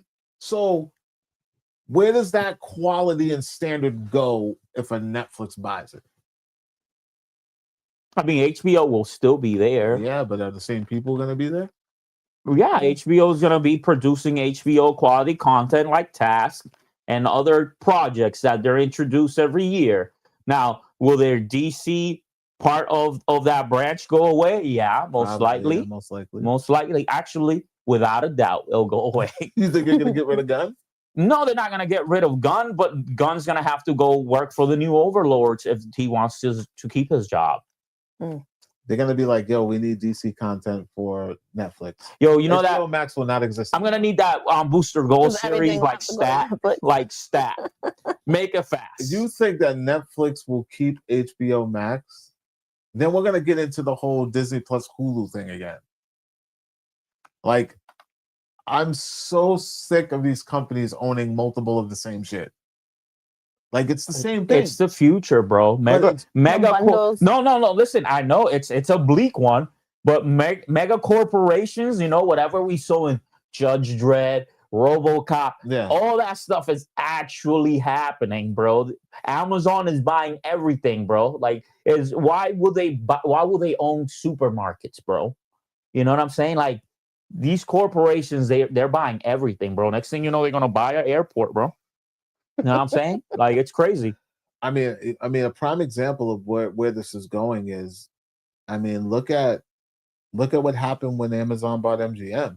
Mm-hmm, exactly. They tried the theatrical thing here and there. They still sometimes do, but for the most part, everything doesn't go to the theater. No, it goes to Amazon Prime. It's just a feeding system. Yeah, you know, what did they just release recently? Isn't that Playdate, which you hated? Well, that was hard when they went straight to DVD, straight to streaming. But the new Brendan Fraser movie, I think, is Amazon Studio. Okay, the rental. Yeah, I'm pretty sure it's Amazon Studio. Limited. It's only going for Oscar buzz. It's not in the theaters like that. Like, it's not getting a push. It's not getting now they're in the artsy fartsy world. So listen, it sounds like the Academy needs to reassess what their guidelines are in order for these films to be even looked at, you know, be nominated. Nowadays, Mm-hmm. Nowadays, people are getting past the gate because of who they cast and how their films are presented. Netflix isn't throwing Red 1 or Red. What was that one with The Rock and Ryan Reynolds? Yeah, Red 1 was Red 1. Yeah, no, Red 1 was the Santa one. Red Notice. Red Notice. Yeah, Red Notice. Red Notice. Yeah, it was Red Notice. With The Rock. Yeah, and like Gal Gadot. Yeah, they're not presenting those, but like a Knives Out. Yeah. Or, you know, like The Rental Family from Amazon.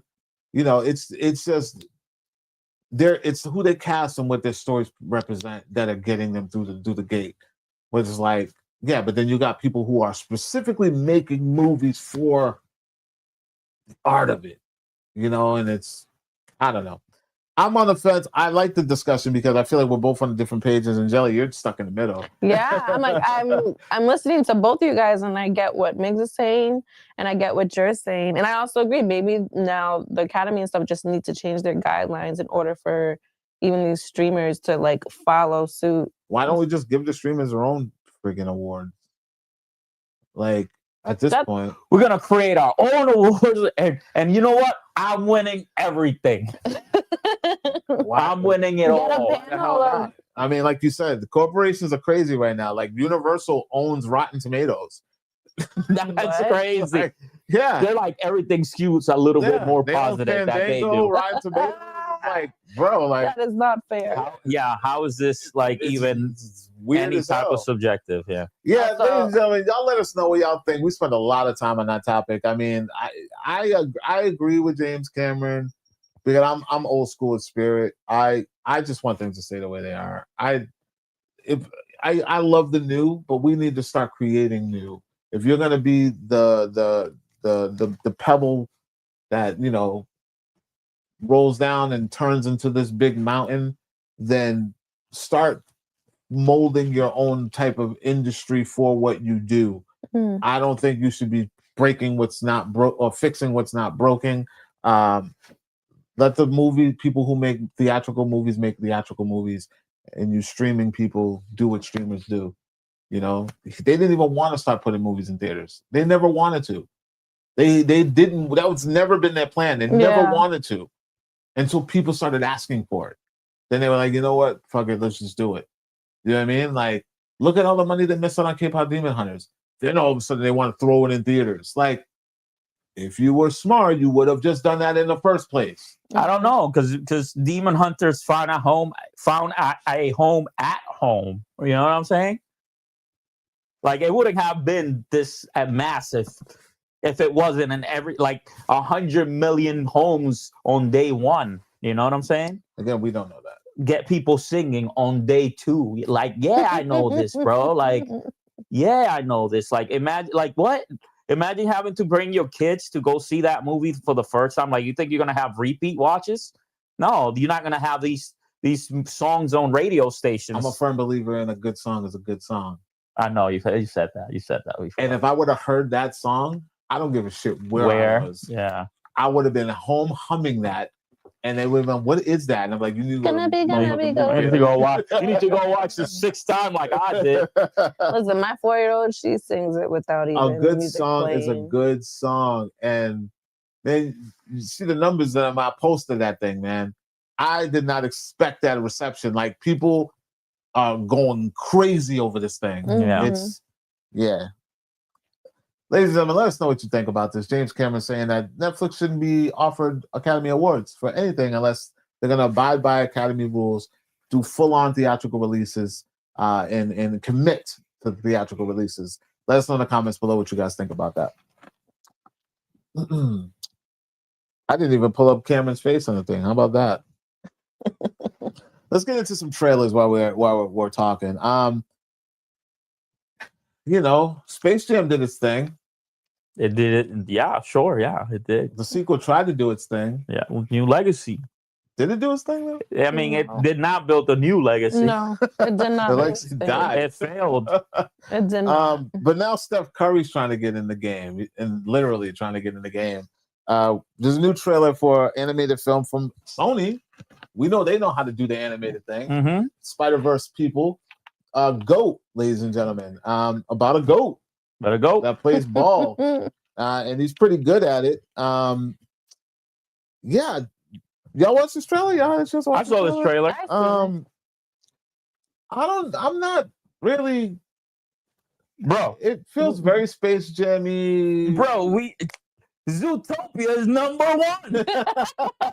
What are we talking about here? Like, the proof's in the pudding. This is Zootopia, but basketball. Like, yes, this will make tons of money. I think, you know what? I think it's I like that. Listen, I just said that I wasn't really.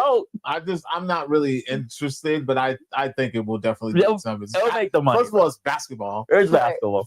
First of all, the art is dope. It's dope as hell. It looks clean. They're going all out on the marketing on this. Like, Steph Curry's name is like all over it. Executive producer. And then they got Jabari Banks from Bel Air. Prince, from Bel Air doing the voice. Hey, that's back too, right? Yeah, the final season. Final season. I gotta get on that. Yeah, they actually sent me the whole thing. Like, I wish I could just like let you watch, but sorry, bro. Movie night. Yeah, it's on the portal. But yeah, no, I what do you think? Like, I know this is for kids, but you know, you think it's gonna do big? Yeah, oh yeah, big. I mean, yeah, like enough for maybe a sequel. Yeah, bro, like Goat 2, Goat TOO, yeah, Goat 2. Is it goats or goat? It's just goat, but like plural. It's goat, right? No, well, do you say goats or do you say goat? Goats. Right? He's saying like plural, like if I don't know, Clef. Like, damn, bro. You call him like, I would call it Goat 2, TOO. You know, that's the sequel. goat, Goat 2. goat, and goat. You know, second goat. No, listen, it looks fun. The comedy didn't really get me. I didn't see anything really funny. It's not for us. Yeah, no, I didn't. I'll tell you the coolest thing. The one thing that stood out to me from artists from K-pop Demon Hunters and Spider-Man. Well, yeah, because the K-pop Demon Hunters is a Sony movie. When he laced up them sneakers, and then the end when he's trying to sell a pair of sneakers to the sneakerhead, those two scenes got me. So I will say this: if a sneaker comes out for this, yeah, then we might talk. Okay, okay. Then we might get interested. I just all the sneakers that I see on all these characters look so crazy that I will be shocked if they don't do some kind of marketing and start giving out sneakers for this, or like something. Promoting. Yeah, like selling a pair of sneakers. Look at they keep showing them. Something is probably in the works. A lot of focus on. There's like 4 scenes in this trailer where they are specifically paying attention to the shoes. Listen, what did they do in the 80s? Right, they used to make cartoon shows to sell toys. Yeah. So why not follow the formula? You know what I'm saying? They did it with Spider-Verse. The new Jordans dropped. They did. They did. Yeah, man. Every scene they're showing like their sneakers, and there's even like a scene where he laces up and gets ready. But this is very Space Jammy right here. Like they're like playing on. This is gonna be popular, bro. This is yeah. His hair is awesome, by the way. Goat's hair, you know. Goat. Hey. Look, they got the TikTok stuff going on, man. Oh, you have to, bro. This for new gen. Sneakers is always fresh. New gen. And now the voices are basketball players doing the voices. No, that's the crazy thing. She seems to be a failed opportunity. Yeah. It's not a lot of it's actors. You know what I mean? Elizabeth Banks is in this as well, which is pretty cool. Mike Mitchell. Why do I know that name? But yeah, there's not a lot of. You would think that there was like, you know. Yeah, I guess. Look at those sneakers. Get Shaq in there to do a voice. You know what I'm saying? Like, look at those sneakers, Jelly. Oh, those are fire. That's what I'm saying. Like lime green and pink. I will be shocked if we don't get these in real life. Listen, he just his contract's up with Under Armour, so he's looking for a new home. Those look like Nike. Those look like Nike. They got Nike written all over them. He's been like they're doing a lot of pictures of like whatever he's been wearing, and like since his contract ended, and like it's always like, oh, he's rocking Jordans today. Oh, Reeboks tomorrow. You know, like. I'm interested. Jelly, your kids, what do you think? They gonna like this or no? It's basketball. Do they watch sports? That's interesting. Yeah. No, they don't watch sports. So I don't know. I mean, you got all girls. None of them play sports? Sky plays soccer. Ava plays basketball. If it was a football movie, she'd be like... I don't know. To be honest, I don't know. Honestly, I don't know. What do you think? You gonna see GOAT? I mean, I like all these little cartoons. So, and again, you're right, Space Jammy, but modern. Very Space Jammy. You know, so why not? I'll give tones like this, and I think you're right about the kicks too, and the way that modernization is, and the sneaker game is. These sneakers will be out by summer. Yeah. Yeah, no. I agree. There has to be some type of I think before that, they're probably already done. The movie comes out in February, so I'm telling you right now, there's going to be a launch. Come out with those? There's going to be a launch. Listen, even for promo, like the boxes that they send out, they're either going to send out boxes to certain influencers with these sneakers, or they're going to release a pair. I'm telling you right now, that's a missed opportunity if they do not. Sony recently released a triple pack for like the 30th anniversary of PlayStation, like some PlayStation Reeboks. They had the pump, they had like the classic, and then they had another one. Yeah, they sold out immediately. You know how they do. Yeah. I don't know, guys and girls, let us know. You're interested in seeing GOAT, the Stephon Curry produced film, animated movie from Sony Animation, same people who did Into the Spider-Verse and K-pop Demon Hunters. It's coming to theaters February 13th, I believe it is. It's like right around Valentine's Day. Yeah, February 13th, 2026. Let us know what you guys think in the comments. All right. Another trailer dropped. This one, I don't know why it's even happening. But let's talk about it. Anthony Anderson, for some damn reason, is hosting the new Star Search. Some damn reason. Oh, yeah. Okay. Some damn reason. I say for some damn reason because we got about 4 of these on television already. Mm-hmm. We had American Idol, which is on like season 11,000. We had The Voice. It was The Voice. America's Got Talent. America's Got So Talent. you think you can sing? Is that a thing? I don't know. Did I make that up? No, but what was the other one that Simon Cowell did? The one that I auditioned for. X Factor. X Factor. That's still out too? No, that ended too. That's 4. The new modern talent show. Didn't you also try so you think you could dance? No, Al, that was you. I know I could dance. I mean, listen, Star Search, recognizable name, Anthony Anderson, someone that people will know who he is as a host. But Netflix also did the rapper thing. And it's cheap to produce, bro. You know what I'm saying? All you need is some cameras and the talent will find itself. And is it just is it just singing and rapping, or is it all types of talent? The trailer is a teaser. Al, you can show this one because wow, it's a Netflix. I was gonna say that's really old school. People love they brought us back to Ed McMahon. Ed McMahon, yeah. Look at Kevin James is on there. Usher Raymond, Britney Spears. Didn't Aaliyah sing on this too? I think so. Beyonce was on here too. Dave Chappelle. Yeah, bro. So they're pulling the strings. They're like, listen, these people made it. This could be you. You could be the next Beyonce. Yeah. Listen, most of us watch these type of shows to watch the failures. Let's be real. Honestly, when American Idol was Star out, Search didn't do that though. Star Search was like all positive. It was like they give people stars. It's like if you're on there, you're talented already. You're talented on there. Like, did they show? I'd never seen Star Search. Did they show like the audition parts, or it was literally just people getting on stage and performing? They didn't even give you like no sob backstory. Okay, it was like you got on stage. It was like the Apollo. You know what I mean? Like the Apollo used to get on stage, do your thing. But like you said, most of the people you had to qualify to be on Star Search. Right, you couldn't be like someone that's like, I don't know. No, you had to have the skill. Yeah, because I think American Idol got its views just for the audition. Oh yeah, we always watched it just to see. And then it got to the point where they were just sending people in there on purpose. Yeah.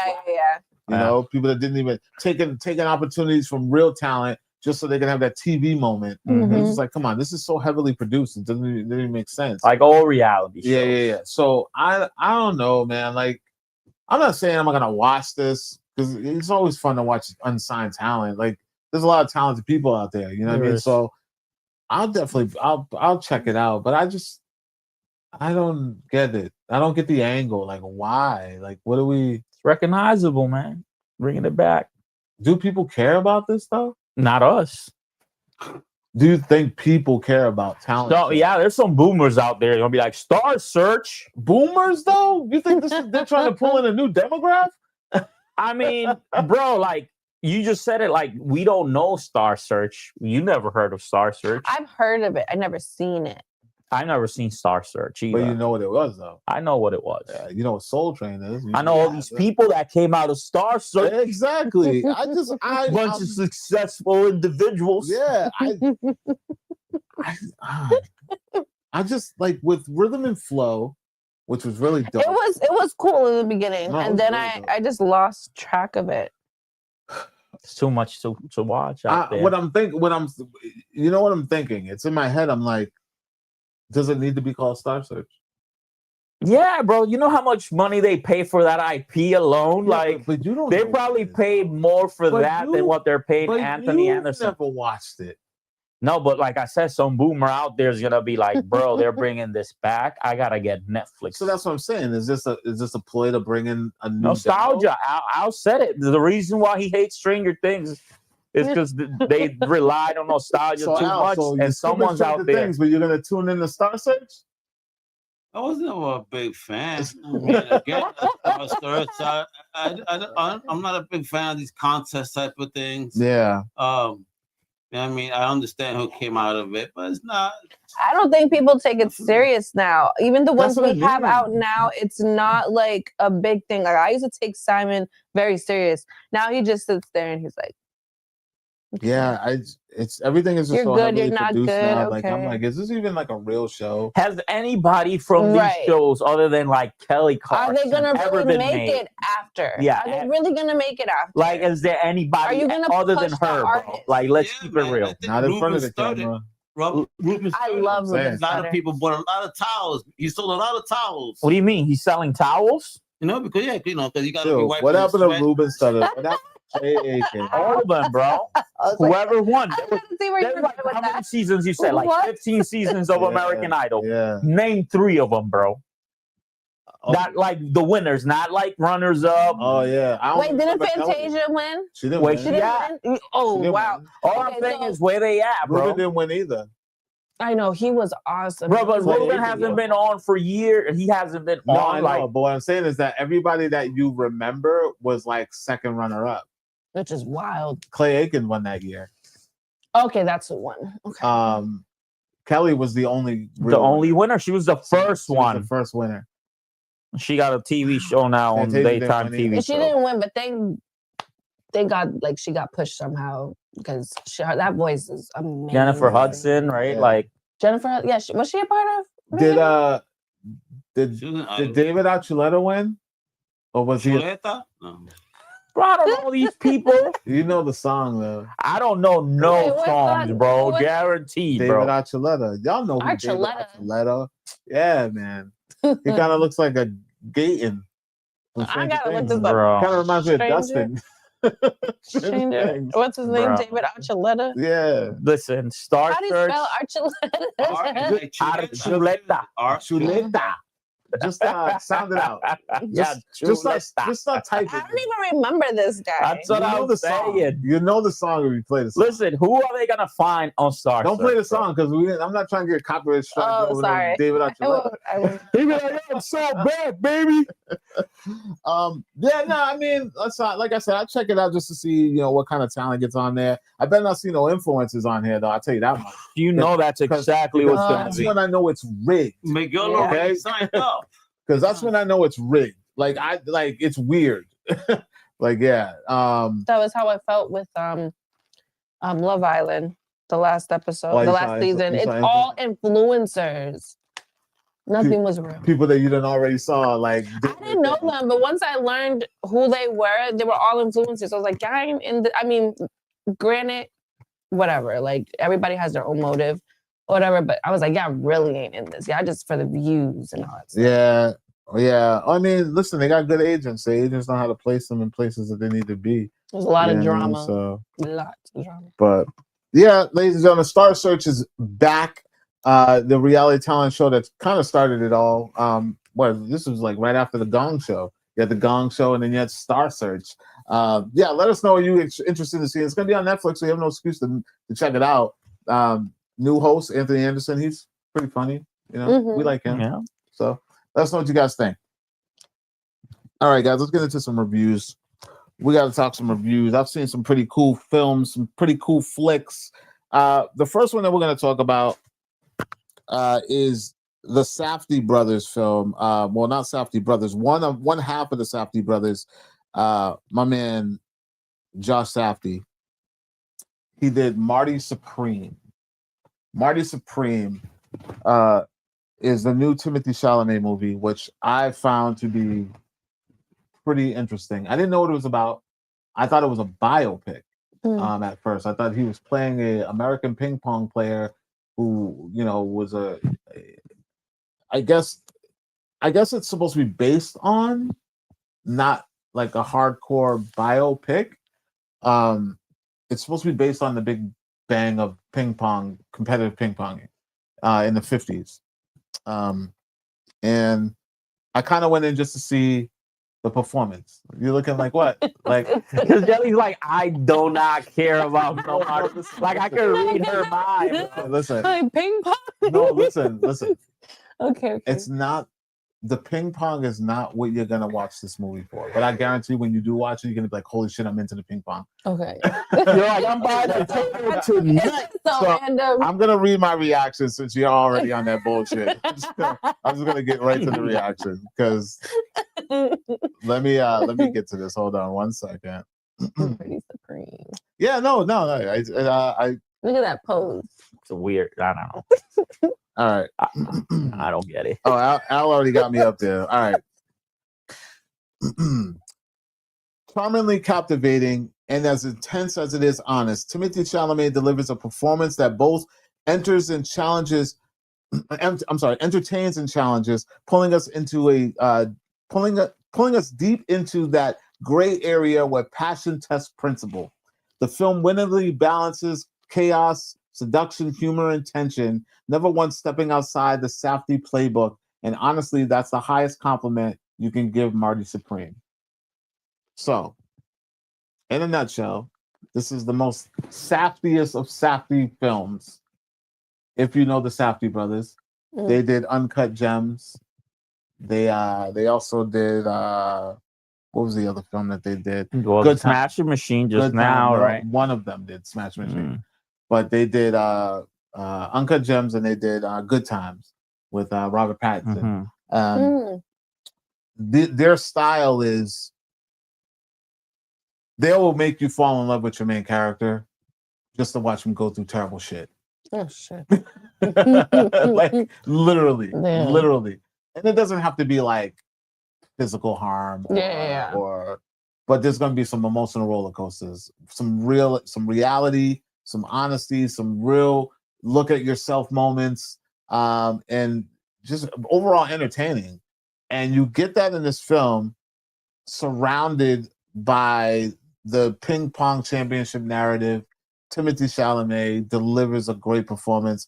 I see Oscar talk off of this. It's not his best performance for me, but I can still see talk. Not win, but talk. Yeah, not win. If he wins, I'm not going to be like, he shouldn't get that. But it's a cop-out for me if he does win. But it's great. Because I feel like he's having too much fun. Like, it really feels close to who he probably really is, versus me seeing him portraying someone. But he nails the role. It's a worthy watch. I guarantee. I recommend this film. Marty Supreme is fire. Like, fire. Yeah, it's fire. Like I really had a good time. Fire. Actually, when I got to see this film, I saw it right after I had a Q&A with the director. Nice. He was on stage and he talked about it. I put up some clips from that Q&A on our YouTube at CritiXtv, where he's talking about how he got Timothée Chalamet involved with the film in the first place. But yeah, no, it's why I go to the movies. This movie is a movie worthy of sitting down and watching a movie. You can get that full experience, character story, ups and downs, and a solid ending. And you'll be like, damn, that was good. Wow. Chef's kiss. Nothing. You don't miss nothing. Yeah. Marty Supreme, ladies and gentlemen, that's my review for that. Real quick. James Cameron would have been like, this is one Netflix could never. Yeah, no, dead ass. No, it's definitely one that, dead ass. Like, you're not getting this kind of quality on Netflix at all. Film. This is not a flick. Now let's get into my next film that I saw. This one landed me. Actually, my interview landed me the opportunity to screen this film. Oh, yeah. It doesn't come out until December 12th, but I can review this. It's titled Dust Bunny. Oh, okay, yeah. This one is directed by Brian Fuller. Feature debut, the director. Brian Fuller? That's what it says. I don't know why, but I could have sworn he did some other. Oh, he did one of my other favorite films. Hold on. Yeah, why is it Brian Fuller, like Brian Fuller from like Hannibal? Brian Fuller? Yeah. And this is his first film? Yeah, first feature. Wow. That's what it's saying. Hold on, let me double check. Let's double check before we get into the nitty. Yeah, Dust Bunnies, Pushing Daisies. That's American Gods. Yeah, TV shows. Yeah, bunch of TV shows. Yeah. Look at that. Shout out to Brian, huh? Yeah. Yeah, so I'm gonna read my reaction because I landed an interview with David Dastmalchian, who we all know from Polka Dot Man, James Gunn, Suicide Squad. He was in The Dark Knight. I know him as Al's friend, bro. That's how that's how I know him, bro. Listen, let's tell the story. I'm going to tell the story because Al was kind of there. How I landed this this interview. Al was interviewing him. I know he's Al's friend. And listen, I didn't step on Al's toes. Al, did I make a move? Did I talk to anybody? No. I let you do your thing. I was just in the room in the area, and I let it be. It happened. They left. Me and Al were just talking about our day. I ended up going back to that press area, Al. I don't even know if you were. I think it was during your Chris Killian interview. Did you interview him after? No, he was there because Dave was doing his thing. His people. No, but who were you interviewing? You were interviewing someone, and I was with you, and then I left. Most likely, Chris. Yeah. Okay, so Al was interviewing somebody, and I was like, I'm gonna let Al do his thing, and I left. But as I was leaving, I saw David being interviewed by somebody else at the table, and his handler was standing there. So I just said, "Hey, listen," I said, "This is my card." I said, "I would love to talk to David about whatever you can talk about." Left at that. 2 hours later, I got hit up by the team, not the person I gave my card to, and we made things happen. So shout out to them. They were very receptive. I have never had a PR experience that prompt. Not only that, they were on it week to week. Like, this is what we're doing. We're planning. We just want to, make sure we align times. Bam, bam, bam. It was beautiful. So the night before, I asked if I could. Well, they sent me the notes. They were like, "This is what he's currently working on." And it was at like maybe 7:30, 8 o'clock at night, and I had the interview the next morning at like 10 or 11. And I was like, "Oh," it had this graphic novel, and then it said Dust Bunny IMDb. I was like, "Oh, shit, I remember that trailer. I saw it when I saw Dream Eater." So I was like, "Listen, I know it's the last minute, but I would really like to see if I can get a screener for Dust Bunny before this interview. I want to talk to him about it." She was like, "I don't know if there's a screener, but I can ask." 5 minutes later, send me a screener. Wow. I was like, "What?" Press play. So I watched it the night before, and this is what I thought. So, Al, you throw it up. Dust Bunny paints the darkness of one's child's world like a stylish, colorful, grown-up bedtime story. Through a wild, imaginative lens of director Brian Fuller, the film taps into themes of neglect, emotional avoidance, the instinct to protect ourselves from scary things, real or not, that creep into our lives. Young starlet Sophie Sloan anchors a powerful cast, including Mads Mikkelsen, Sigourney Weaver, Sheila Tim, and Dave Dastmalchian, guiding them through a visually fantastical hitman underworld made surprisingly accessible for younger audiences. It's Fantastic Beast meets Leon the Professional. So I gotta admit, this is not the first time I've heard you read this. I know, because I watched your interview with David, and you read this to him, and he was extremely receptive to this. Yes, I read this reaction to David during our interview for the first time. I didn't even put it out. I didn't even post it. I just read it to him, and he was ecstatic. He was through the. You guys got to see the interview. Yeah, definitely watch it. It's a good interview. It is a new. Listen. Just based off of the way that his PR team was so receptive, I started a whole new segment on the website called Spotlight On. Spotlight On. Yeah. Nice. So, because when I got the interview, I was like, she asked me how much time did I want one. I was like, I don't know, like 10 minutes. And she was like, all right, cool. Then they hit me back a week later and was like, okay, so you all confirmed 20 minutes. I was like, 20 minutes? It was like, I gotta do my homework. Right. No, not even that, because I mean, I'm familiar with the man, but I'm like, Al, I mean, you're used to that world. Al gets fucking 30-minute, 40-minute interview. Like, in the world of movie, film, and television, when they are promoting something, you will be lucky. They're like, here's 2 minutes. That one. Yeah. You will be lucky. Yeah. To get 3 minutes of their time to talk about their project. In a shared room, you're lucky if you get one question in. You out here talking like you're an auctioneer. Yeah. I will give you another example. I'm not going to tell you for what project. I recently did a junket for a very popular TV series, and I had 2 of the main characters from this popular TV series, and they put us in a round table. Now, in a round table is when they put you and all the other outlets in the room virtually. It was a virtual, wasn't at a real round table. We were in it virtually, and there was maybe, I want to say 7 to 10 outlets in this round table. We all collectively had 15 minutes. Oh so it's like just trying to get a word and it's a fight. Yeah. The rep midway through had to remind someone, There's other people here. One question, please, so everyone can get a chance. So when I tell you that's intense. When I tell you I am grateful for the opportunity to talk to someone for 20 minutes of their day, and he was on set. Yeah. He left the set to sit with me and talk with me and spoke to me like a human being, excited. And at that moment, you want to be so careful about what you're talking about because you don't want to waste their time. Right, right.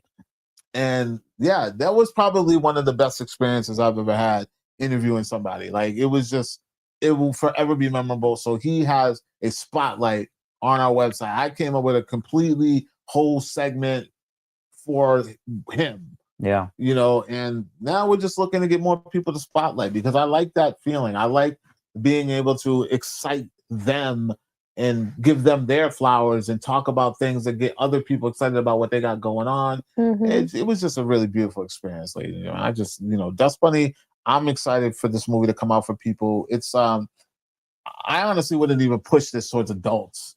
It's an adult themed kind of film, but it's definitely for kids. Like it's just a darker, more gritty story, but it's literally like a dark bedtime story. You know what I mean? Like, and I think it can teach kids a lot. It's a conversation starter for sure. Yeah. About neglect and things of that nature. So that's funny, man. You guys got to check it out. December 12th, it's in theaters. So, that's all we got for today, ladies and gentlemen. We are all done with the Screening Room podcast for today. We were talking a little bit earlier. We might be taking a little bit of a hiatus so that we can move things around and figure out what we're going to do for you guys in the upcoming year. But the show is not gone. We will return, and we will be talking more week-to-week stuff about all the cool movies and television things that are happening in the world of entertainment. Where can they find you guys? Where are we at? Where you at, Mitch? Oh, you gonna find me whenever we set up shop next time, right here, Screening Room Pod. Jelly, where can they find you? You can find me at Miss PD Jelly CX on Instagram, Facebook, Threads. I don't go on Twitter anymore. It's too much. It's too toxic over there. Too much. Too toxic over there. So that's where you can find in the land of Elon. I know. Keep that messiness over there. And of course, guys, Klep Napier, you guys can find me everywhere. Klep CX. I keep it simple for you guys, so you can find me everywhere. You guys can follow We Are Critics on Instagram. You can follow us on Facebook at Critics. You can find us on YouTube at CritiXtv, and of course on Twitter or X at We Are Critics. And make sure you guys, for movie news, television news, and pop culture, check out wearecritics.com, where we have new original series, conversations where we collaborated with Altered Reality and we sit and talk with the stars who attend their Comic-Con conventions behind the scenes after their long weekends with the fans. And then also our new series that we just started because of David Dastmalchian called Spotlight On, where we sit down for about 20 to 30 minutes with any unique individual in film and talk about everything that they got going on and with the things that they're passionate about. Al Mega in the building. Where can they find you, fella? You know what it is, folks? It's Comic Crusade. It's just about everywhere in the real Al Mega. And of course, big whip pop music. Whip! Let's get it. Yes. And until next time, we'll see you soon.